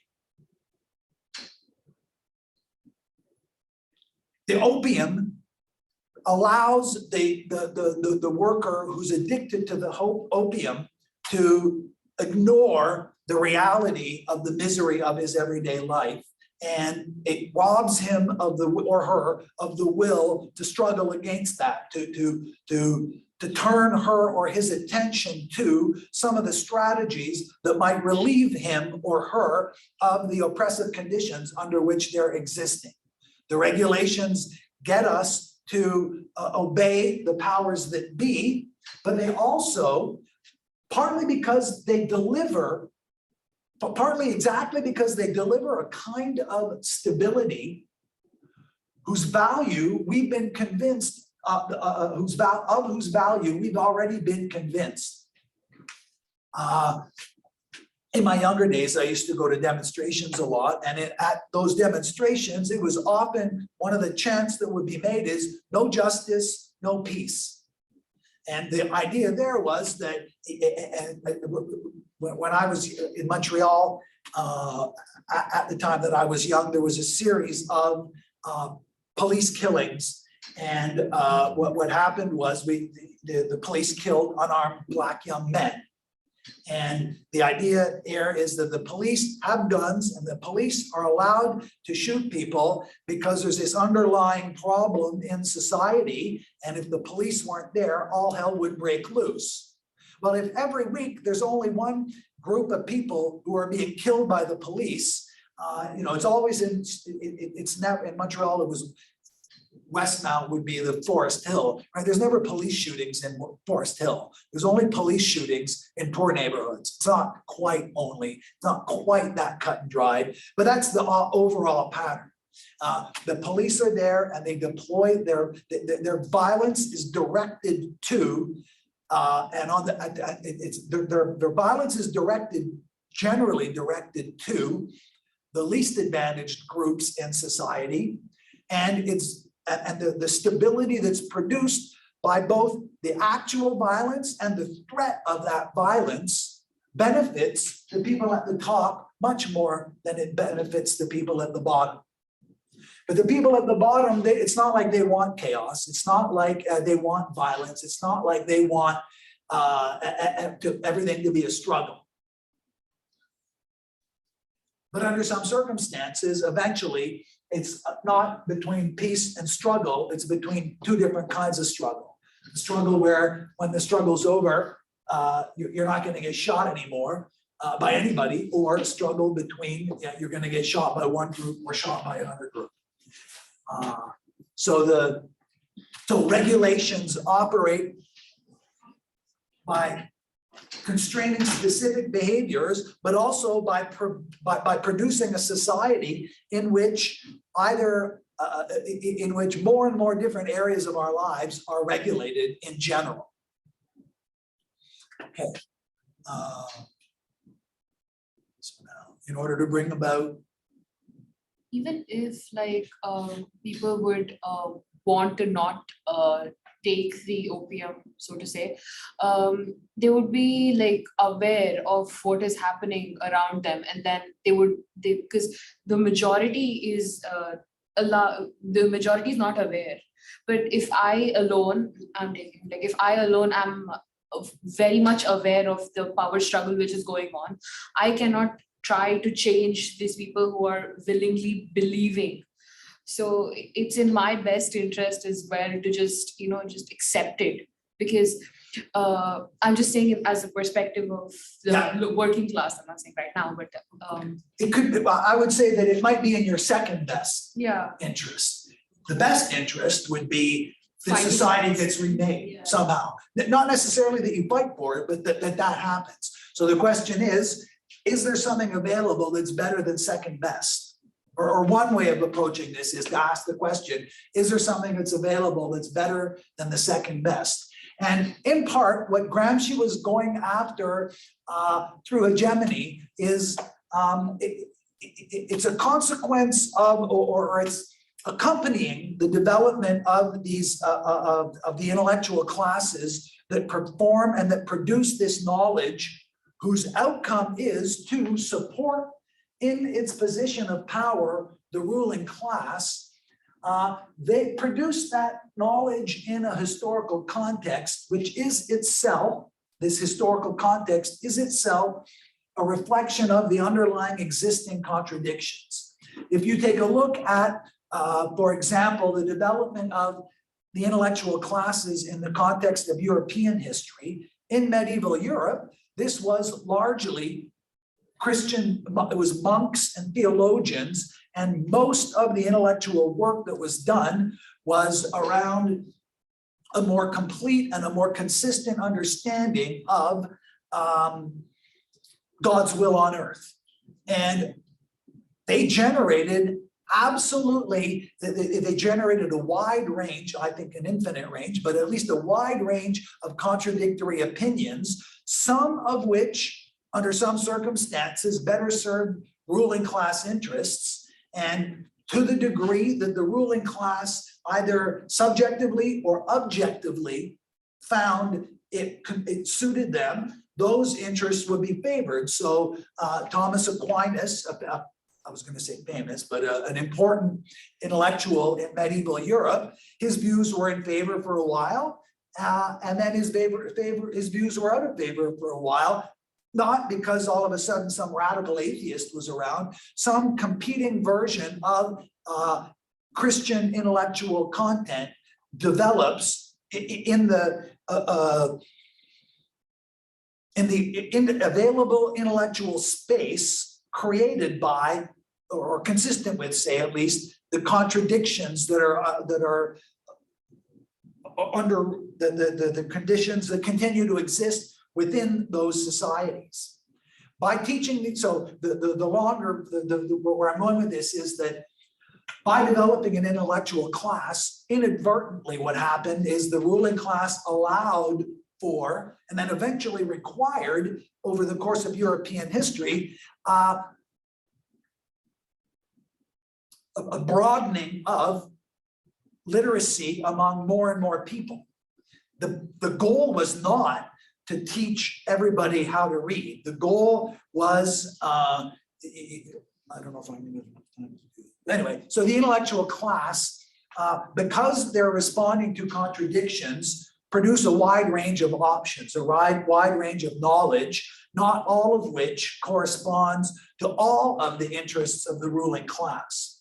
Some of this contradictory knowledge ends up being available to the people who want to resist the work of the ruling class. It becomes available to different factions within the ruling class in their struggle against each other to maintain their relative power, either within the ruling class or over the whole of society. And through that, so in the same kind of way, the same historical mechanism that transformed the feudal mode of production as a way of generating potatoes. Initially, it was because the Duke controlled the land, and eventually it's because the Duke sells his land to a banker, and the banker pays people to grow the potatoes. That mechanism works better. We get more potatoes, we get more workers, longer living workers, we get even more and more potatoes. There's no more dukes. We've replaced that. We have bishops, and then we get people learn how to read, and then the workers all learn how to read, and because the workers learned how to read, they were able to help the banker get rid of the king. And we've replaced one system with the other, and we've widened the range of people who benefit from this using some, so what the way Marx described it in the Communist Manifesto was that the aristocracy forged the very weapons with which the bourgeoisie overtook them. And now, Marx wrote, the proletariat has available to it, using the very tools of the bourgeoisie to eventually overthrow that bourgeoisie. Literacy, education, public institutions, the parliament, these are bourgeois institutions that were developed by the middle class, by the bourgeois class, in order to assert their relative power and eventually to take over control, to become the ruling class. Those are the mechanisms that are going to allow the working class to eventually displace the ruling class. And it's going to happen right under the noses, Marx argued, right under the noses of the emerging ruling bourgeois class. So this hegemony is a double-edged sword from the point of view of the ruling class and from the point of view of the working class. Okay, so for next week, I'd like you to, I'm going to skip forward here. Hold on.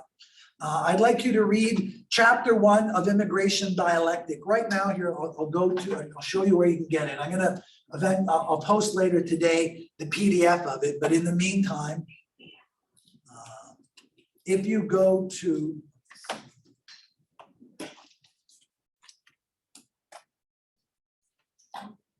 here, so it's this, I think